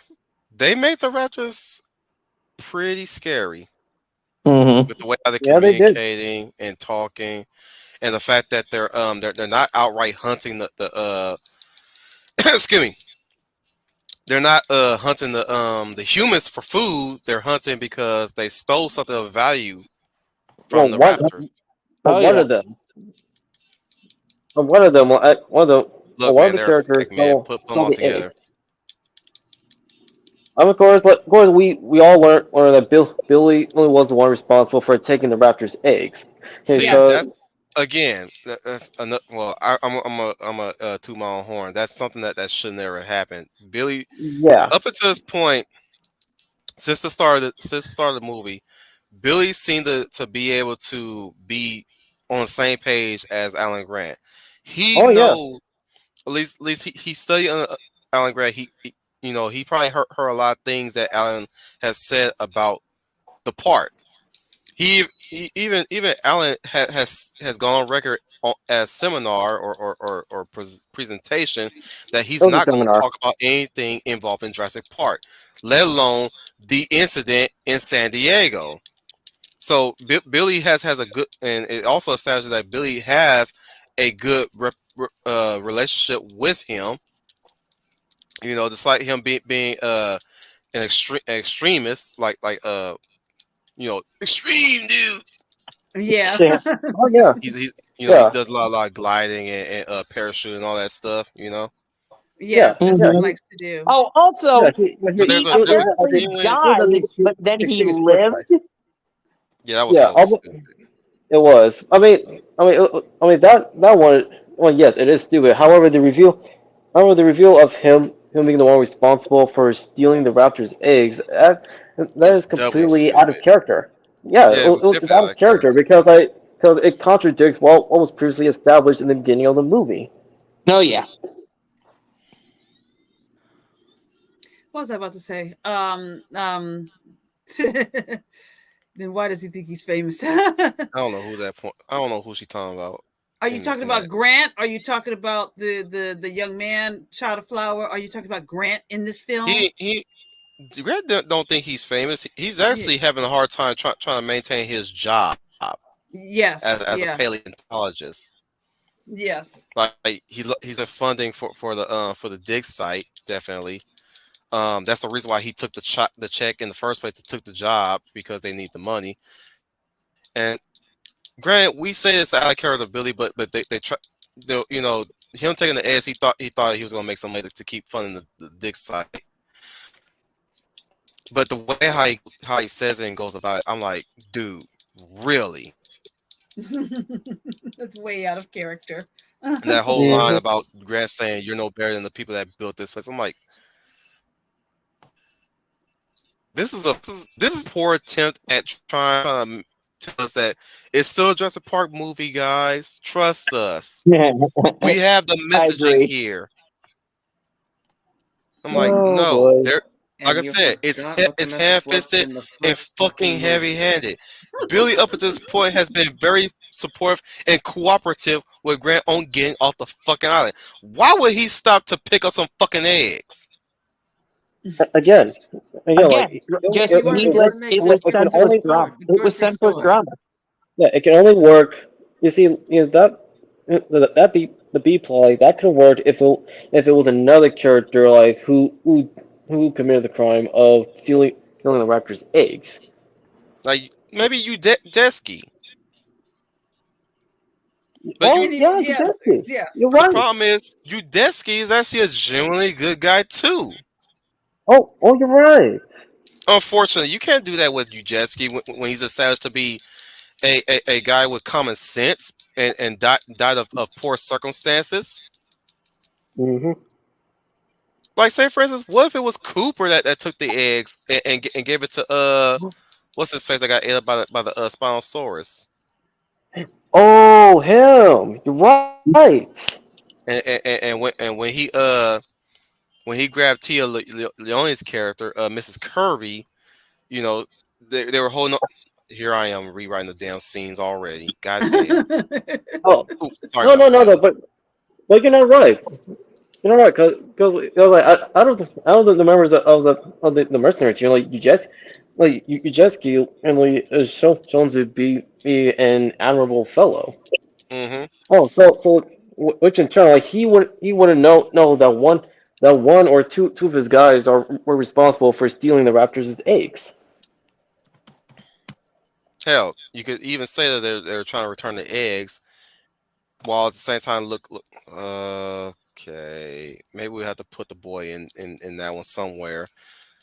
Not them looking for the boy, but like trying to find a way to abandon the egg and not get caught with them, and that's where Alan Grant proposes the idea of what they catch us without them, Exactly. and the Spinosaurus is just nearby or in areas. It's an alpha predator just waltzing around being an apex predator. Mm-hmm. Which get oh because the Spinosaurus is the alpha predator in Site B. Be like even other dinosaurs, regardless if they're a carnivore or an herbivore, like they're afraid of him. Hmm. Without the T-Rex dying. Yeah. So no, I think yeah. So but by doing away that, like actually I could see Rexy like giving the Spinosaurus a fair fight. And they just let's just say this: you don't get to see what happened in that fight. Like you see them fighting each other, yes, but you don't really see who won that fight.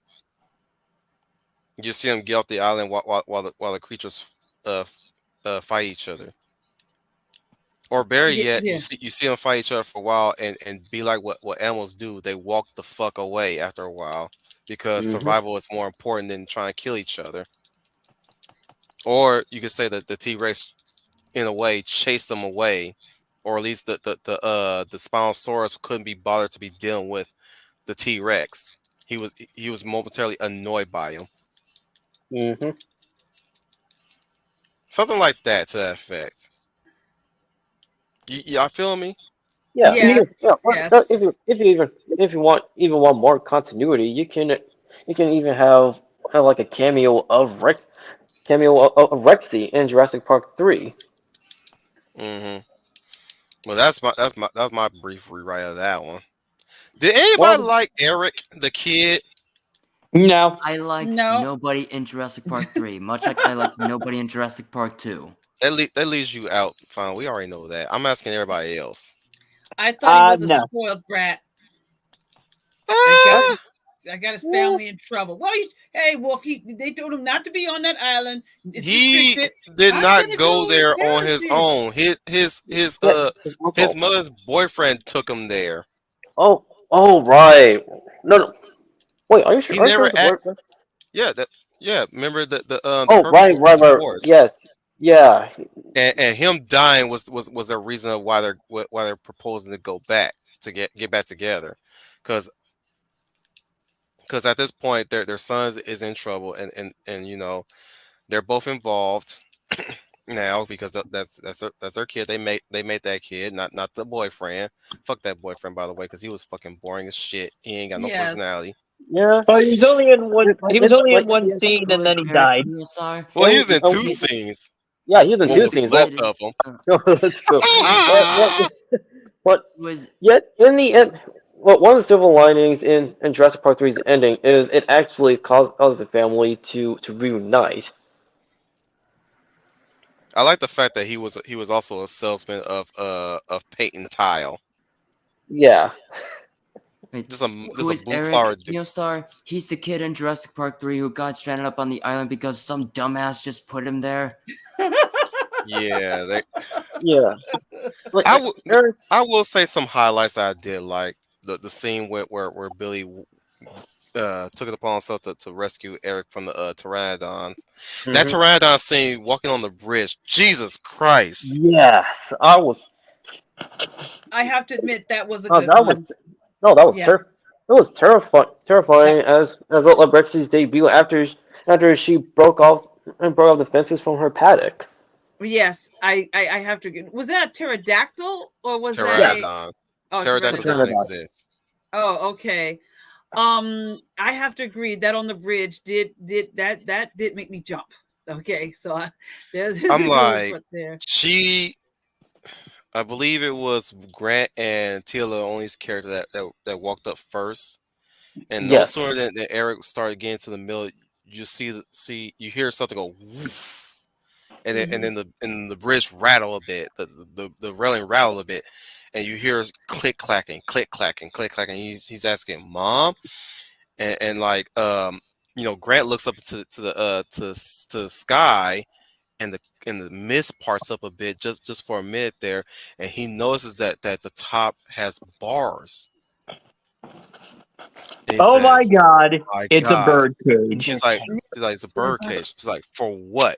And then you hear the drum beats, boom, boom, boom, boom, and then you see that thing just creepingly walking up to that kid. Yeah, yeah, I was like, son of a bitch. Mind you, this scene was in the first book. Yes, they cherry picked yet another scene from the book. All Oh, right. Well, you know what? I will relent and actually say, yeah, that scene did actually build some suspense pretty well. yes, I would agree on that one because that's the only one I remember from this One film. nitpick though. One nitpick though. They put Just teeth in one the wolf? pteranodon. What now? They put teeth on the pteranodon. Oh, okay.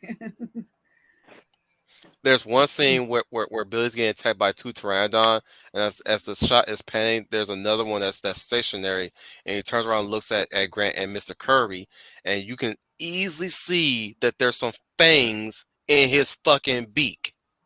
Yes, yeah, yeah, you can see I'm Yeah. like, what that. the fuck is he doing with fucking crocodile fangs in his damn beak?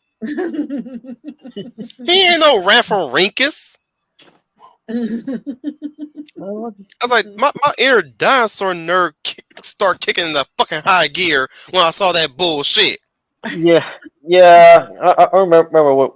Y'all Remember what had it. it Everything was like so watching. good. You got the damn thing pounce on little Bill on Eric, carry his ass off, drop him on his babies, and then I saw that shit on his fucking mouth. I'm like, y'all done It ruined the was, damn design. What the fuck is yeah, wrong, child? it was very inaccurate. Why do they need teeth? That's my question. Little things scurrying all across the damn rock trying to bite his ass. I'm like, oh shit, get that book, get that. He fighting them all, throwing rocks at him, smack, bitch slapped one of them off his ass, ran his ass off across more hills. Billy come in, Eric, he jump on. They still trying to jump on his ass, commit to the damn chase. I'm like, damn, these babies are hungry as fuck. When you gonna feed these motherfuckers? Cause they about to kill themselves trying to get this boy. About to fall off the damn cliff trying to get his ass. You see the little babies go hip hop and flip. They ain't taking off. You know some of them dead. You know, so at least like 2 or 3 of them fell off the damn cliff, fell into the water and drowned. Probably, yeah. Yes. I never came across a damn Jurassic Park movie where fucking Predator was tailing the main characters. No, I never see that either. I had to until World took that spot. The World Trilogy. When we get there, you gonna man. That tirade is waiting. It's coming soon, man. Jesus Christ. Look, Spinosaurus had no fucking business telling these motherfuckers. There should have been. And the fucking phone thing was so fucking hilarious. You cannot hear that motherfucking phone in that belly. No. No. If and the if fact else, it should be like because it's in the stomach as it's gonna fuck up eventually. How the fuck that phone is fucking functioning is my fucking question.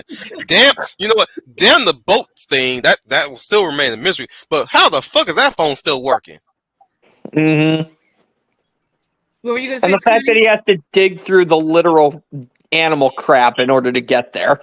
Yeah, they should have thrown that damn code. Now that's one big pile of shit. Yeah. That's what I say about the second movie and this one. It's basically at this point you really kind of realize this franchise has truly lost steam. Yeah, and it's a sad way to end it on this movie, this franchise. Even though it was brought back. Yes, with that's the kid that you were asking, Neil. That was that was Eric. This is T-Rex P. Yeah. How'd you get? You don't want to know, Negro. You jacked him off, didn't you?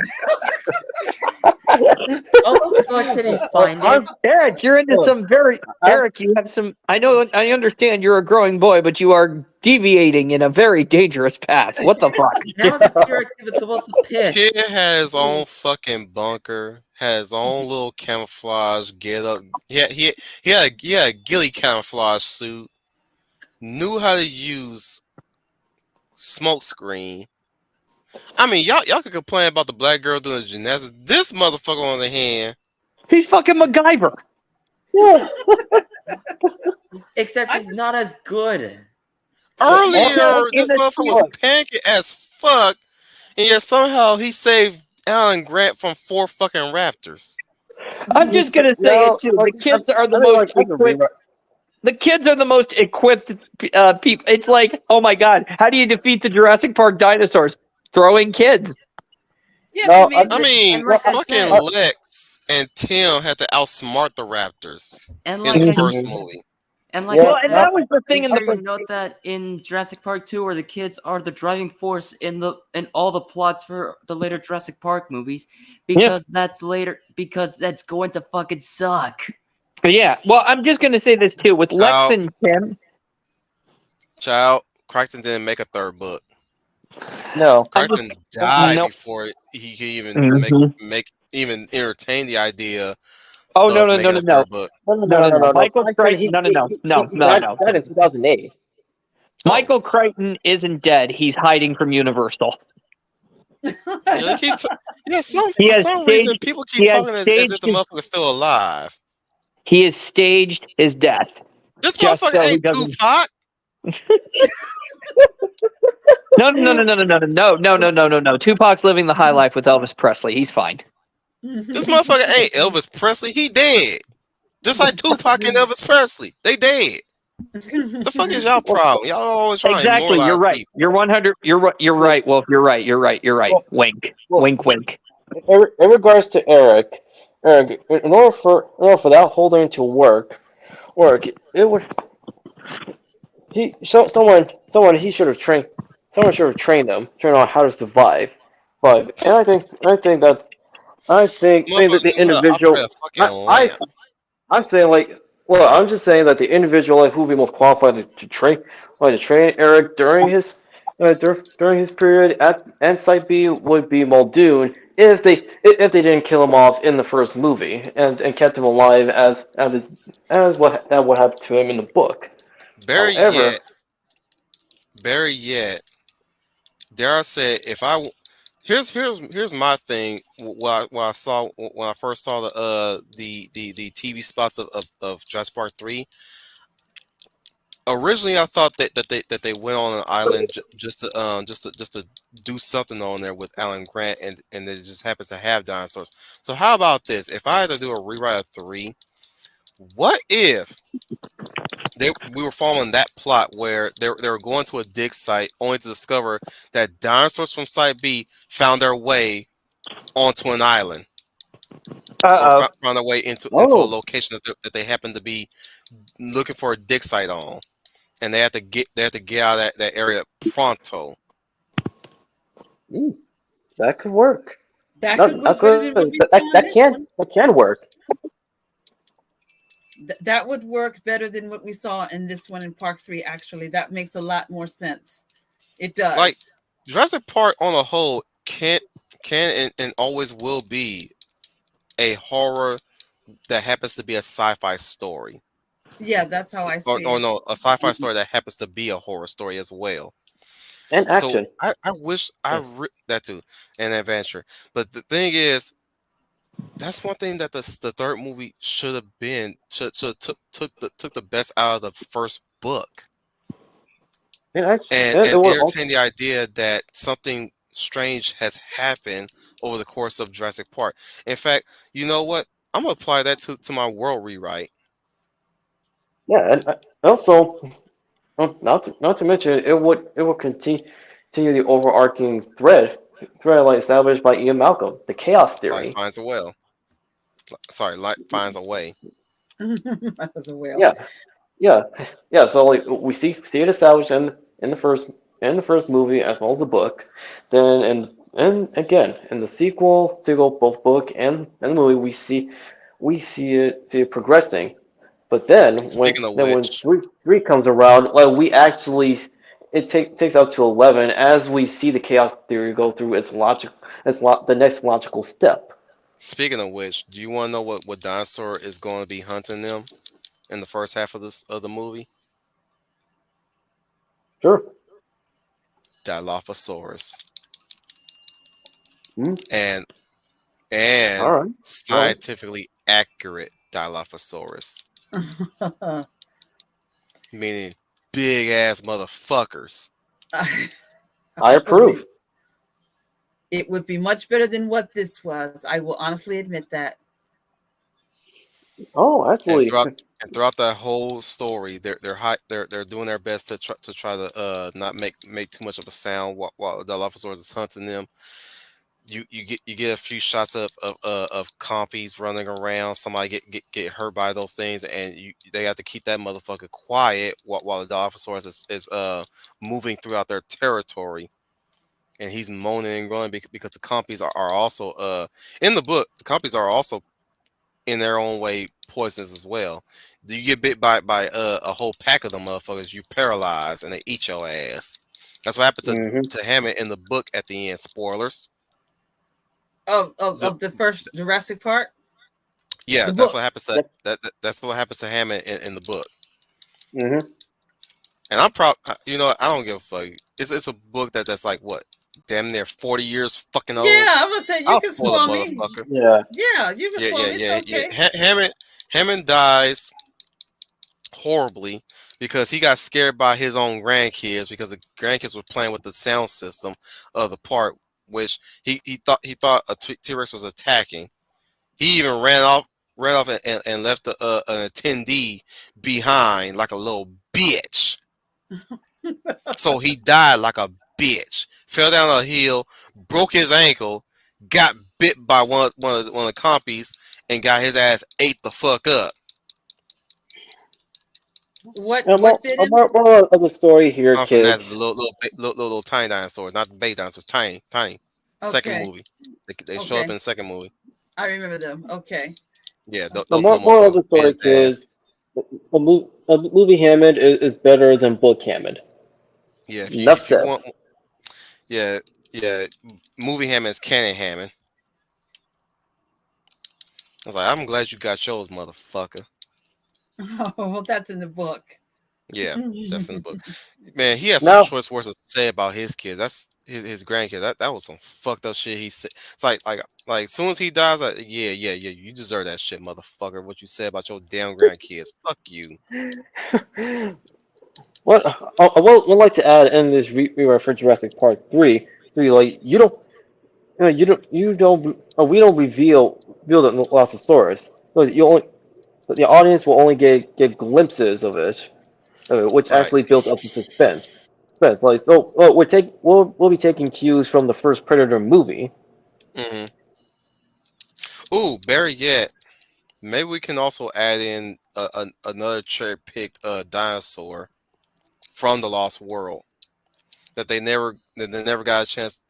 Well, they never even thought of putting it into the film itself, but they put it into the arcade game, the Carnotaurus that was mixed with the genetic DNA of chameleons. Ooh, yeah, I remember the Carnotaurus from the game. Mm-hmm. They were even scarier in the book. These motherfuckers are are so scary, or at least so deadly, that predators or any animals of any kind will never dare to go into their territory. Do we lose Schooner? Now, now the I think Carnotaurus, so. You might have went to the Late. Carnotaurus, it can Yes. serve as a secondary antagonist oh, he's for back. the Jurassic Park 3 rewrite. But yeah, they their invisibility works crazy good at night, but can also work just as good in the daytime, to a point where they can blend in against fucking fences, chain link fences.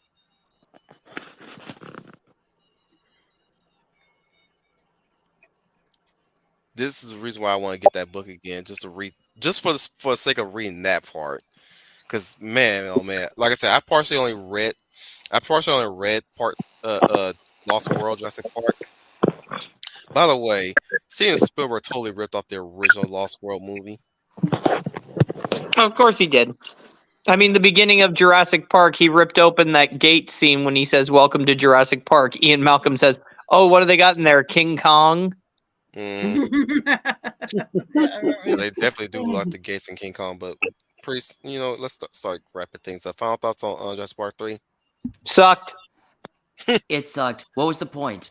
Just like the second movie, what was the To point? my shame, I bought it because I actually did have a love for it, but I left it at my mom's house, so she can have it now. And at this point, I have no intention of possibly buying anything Jurassic Park related. Maybe the actually no, I redeemed myself over like a year in the eve of my marriage. We bought the original Jurassic Park movie on DVD. I do remember that, and I still have it to this day. I saw that I saw Best Buy had Domain. I was like, yeah, only saw it one time. That's all I needed. Yeah, I I'm was not thinking about interested. I was thinking about acquiring all the world films because, like I said, I have my criticism of those movies. I still enjoy them to some degree. They have moments. Mm-hmm.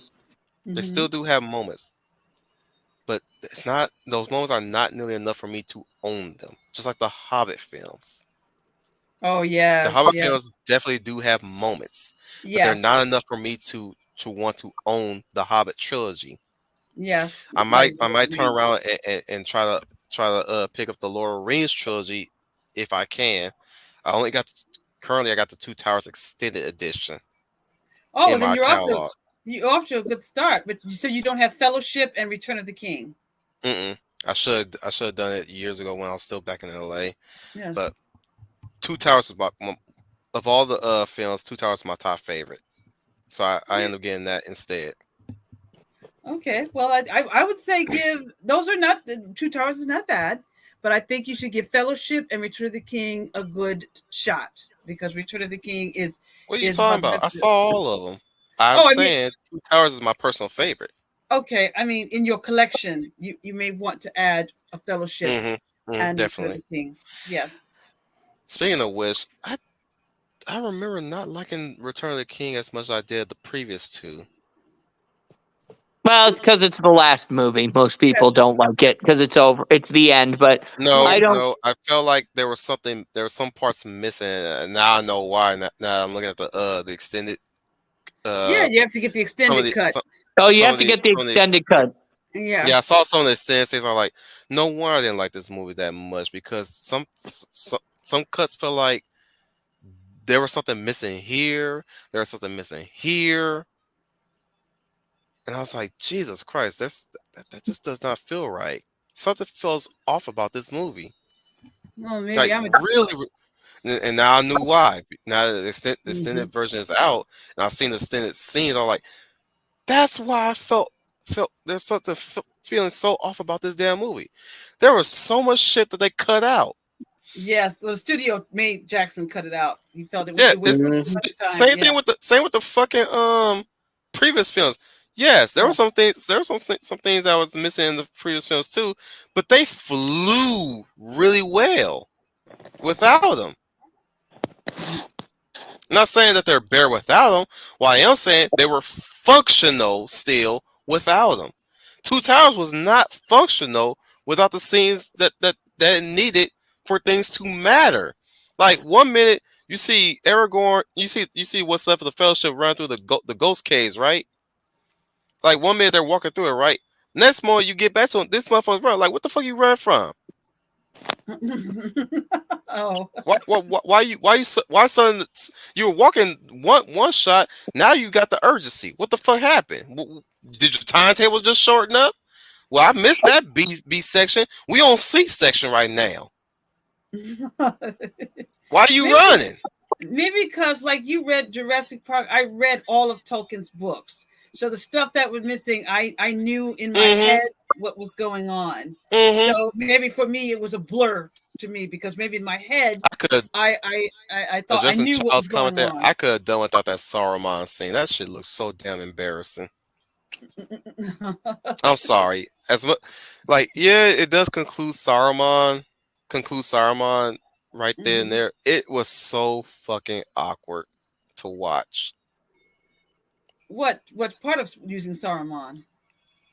The scene where Saruman meets his demise. Oh, you didn't think that was necessary? That shit was embarrassing to look at. It was embarrassing. It was awkward. It was completely awkward. I'm sorry. My critique of that scene, it was very awkward. Like one minute he's just standing there trying to talk shit to he's sitting here trying to talk shit to Gandalf, and you don't even get Gandalf fighting the motherfucker one last time. I was hoping like I'm sitting here. You They say wanted one Saruman. Yeah, I was like man, we got a scene with Saruman. Like does that mean him and Gandalf get one final wizards duel, and Gandalf finally beats the shit out of him? Like he spins around, flings him up in the air just like Saruman did in the Fellowship. No, they exchange words and the motherfucker gets stabbed and he falls down and gets even more stabbed. Sir. He got Really? stabbed in he got stabbed in his lung because his agent turned on him, and then he died because he got shot by Legolas, and then suddenly he fell down, then got stabbed in the abdomen from the tower. Like really? Well, in a way, it's kind of a fitting demise for someone who's been sort of a tyrant for That's so long. overkill. Yes. I mean, I'm pretty sure people are sad. I'm like, that's embarrassing. I would have had And you him go expect out. two old men just going like, "Let's do this in open space." No, I expect them to have one final wizards battle, like, say for instance, each of them, you Like know, Voldemort versus Dumbledore in Order of the Phoenix. kind of like that. Yeah, kind of like that. Just exchanging spells and energy blasts with each other, what have you, or or you can have them fighting like say in the astral realm, like in X-Men Apocalypse. Oh yeah. Or something magical happens between them, and they're standing in white light together, and Saruman, you know, after seeing what like Gandalf shows him what hope can be, and Saruman looks to himself and says, "I have failed you. I have failed everyone. Gandalf, carry the light for us all." And his soul just fades away, and then you come back to reality, and Saruman's laying lifeless on the ground before Gandalf, and everybody looking around them, surrounding them, and seeing and just bewildered by what just happened. Saruman took. So, you could say Saruman may have taken his life, or he was so. You're describing you wanted Saruman to be redeemed before his death. Is what it sounds like that you wanted to see a Having redemption. a moment of realization that he chose the wrong side, yes. Okay. But since he's Saruman the prideful and proud, you could kind of say that you could it's open to interpretation of why he passed away. Did did he allow himself to pass, or did he find himself too embarrassed and shamed that he took his own life? That's redemption. You wanted Saruman to have a redemption. If you're saying shame, you're sounding like you wanted some sort of repentance or redemption before his death of the evil that he has caused. Yeah, yeah, yeah. I know that story, Mark. Don't worry, I know that story. I'm just saying it was still embarrassing. Fucking Warrington just comes in and just fucking stabs it. Motherfucker, you didn't need to be there. Get the fuck out of here. With your Brad Dorf looking like self. Oh goodness. Fucking just stand there, just hunchback and shit. Then how would Saruman get his comeuppance? Like I said, he would have met. You know, he he's sizing up Gandalf. Gandalf looking at him is like, "Come down from your tower, face me, old friend. If you're not, you have no armies. You have nothing to run. All you have to do is fight." "Very well, Gandalf. I will meet you at your level." And he He comes wanted down to the tower and walks up towards him. Or like say for instance, Gandalf is looking to the tower, thinking that Saruman's at the very top, and he's calling up to Saruman. "Saruman, your forces have been routed. You have no power to command. The lidless eye, the Dark Lord, will not have support of you. Where are you, Saruman?" "Here, my friend." Doors open. He walks out. "If you want me so bad, here I stand." And that's where they come into to their wizarding astral realm, and that's where they have a conversation. a And that's where conversation. and that's where Gandalf proved to him that he ain't shit. You chose the wrong side, motherfucker. And that's where Saruman looked like, well, shit, you're right, dead, killed by Didn't we Gandalf's greatness. already had something like that with Gandalf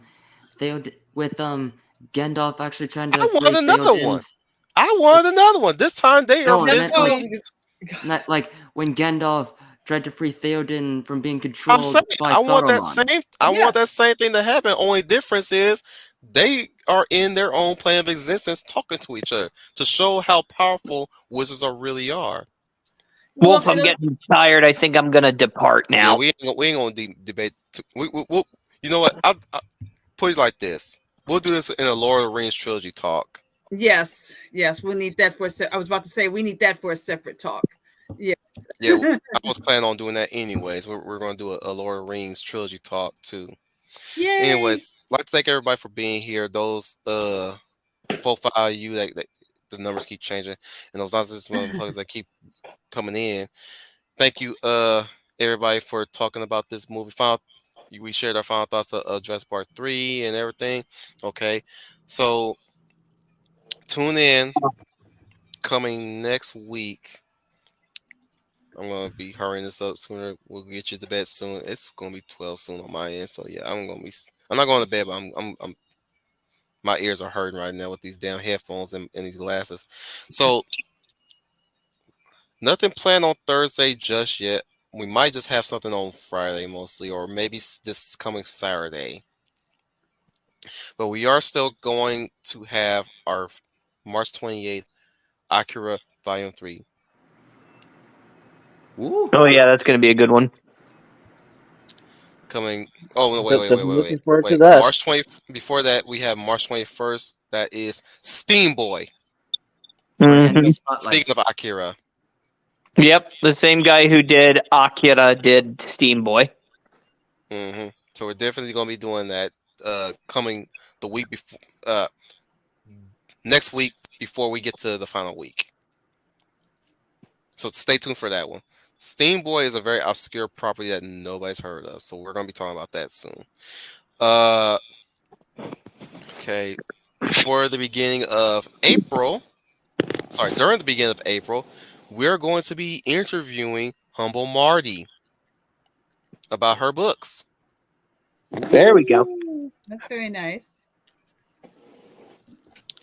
And April 11th, Matthew Flynn is going to be joining us for our talks of our let's just say our Like we used to call it early our MCU. that too, but what our session used to be called was the fancy studio office of what we would have done if we were our own little studio prepping for the next project. So our next project will be, yes, as Final has said, early Marvel movie ideas, as in our idea of how we would have handled Marvel Knights, the movie universe of that, separate from the MCU, as it was getting underway in its infancy. So tune in for that one. I'm really, and speaking of which, who's gonna handle what? By the way, What do you mean? What? Yeah. What do you mean?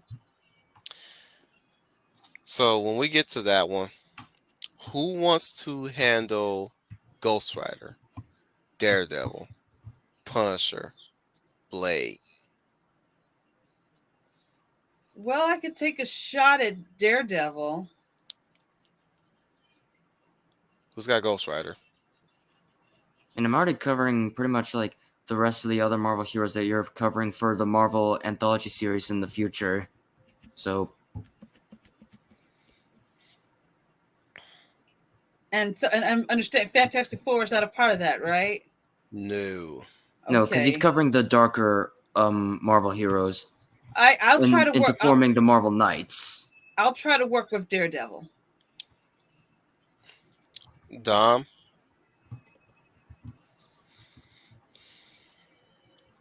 Matthew Flynn doesn't know about this, but I'll inform him on that one. I like to do Ghost Rider. Okay. I guess that leaves me with Blade. Or who got Blade?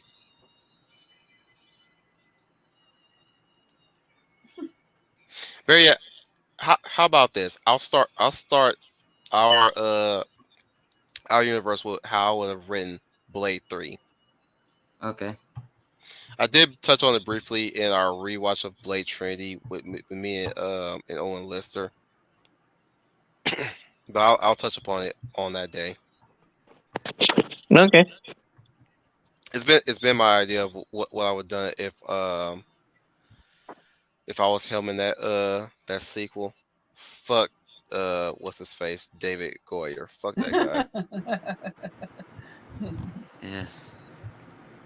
because he can write but he can't direct. Fuck that guy. Damn You it, can't even L. write Damn Batman, it, damn William. it.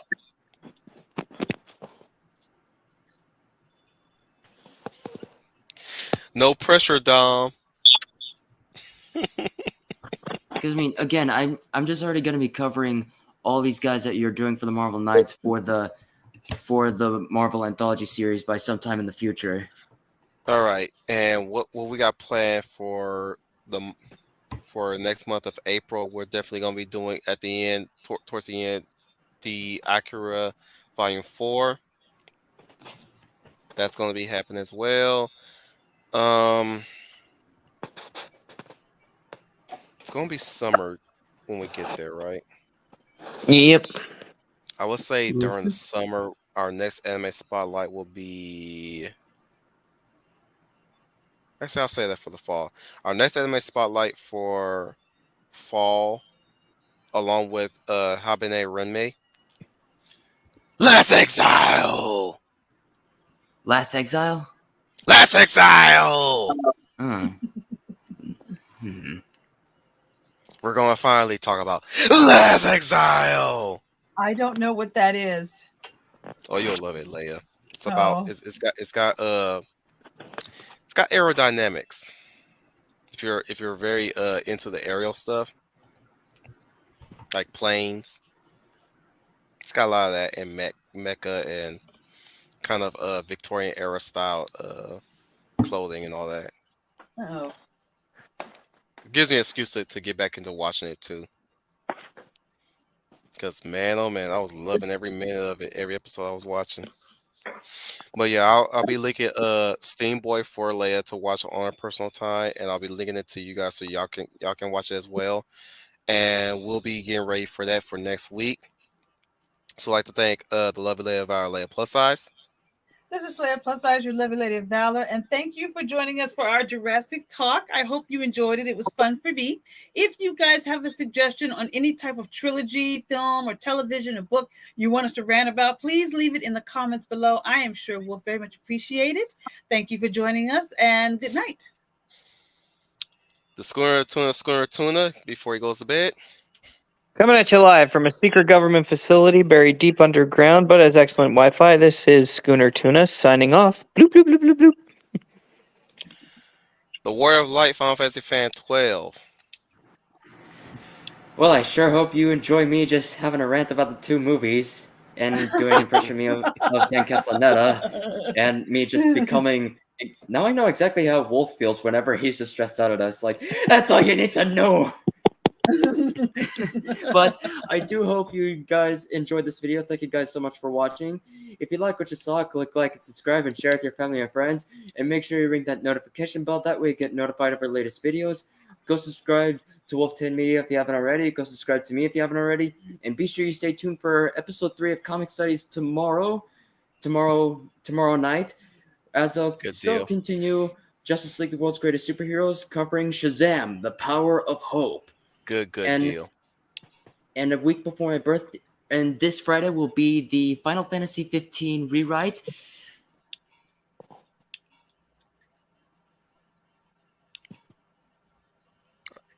Are you okay, Final? The episode 4 would be, episode 4 Comic Studies will be Wonder Woman, the Spirit of Truth. And then a week after that will be, and around the same week will be, around next Friday will be episode 3 of Final Fantasy Rolls, Mage Class. Be sure you stay tuned for that. And also the week before my birthday, and then week after that will be episode 5 of Liberty and Justice and Justice League Secret Origins. And then a week before my birthday will be episode 6 of Comic Studies for Kingdom Come. So be sure you stay tuned for that. Once again, thank you guys so much for watching. This is Final Fantasy Fan 12 signing off. And remember, may the light forever shine upon us. The Hound of the South, Dominic Powell. Well, thank you everyone for joining us in tonight's live stream as we have an honest conversation on the Jurassic Park trilogy. Hope you like what you've heard, and if there are any other movies, books, or otherwise you want us to discuss in the future, make sure you put them down in the comment section down below. This is the Hound South Down and Powell signing off, and remember to keep on fighting for hope, idealism, and optimism, because there are people in the world that try to make things very dark for everybody. Thank you guys for everything and join us at late given notice. Sorry about sharing the link earlier and not streaming it on time like I always listed on there. That's why I removed the time down there in the tab this time around. At this point, I'm probably just going to shift it to where it streams when we're ready to stream. Just keep that notification going. Make sure to keep checking by my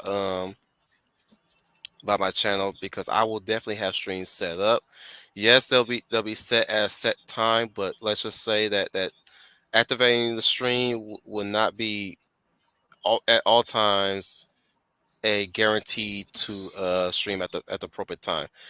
So that does not mean that I'm being lazy with stream time. What I will say is I will definitely do my best to start streaming as appropriately as is listed the time. So in other words, I'm not going to make it a habit of doing this. Thank you, everybody. This has been your War Commander. Once again, remind you guys, you are the UN Spacey. Welcome to the Wolf Fleet. See, here I am now by myself.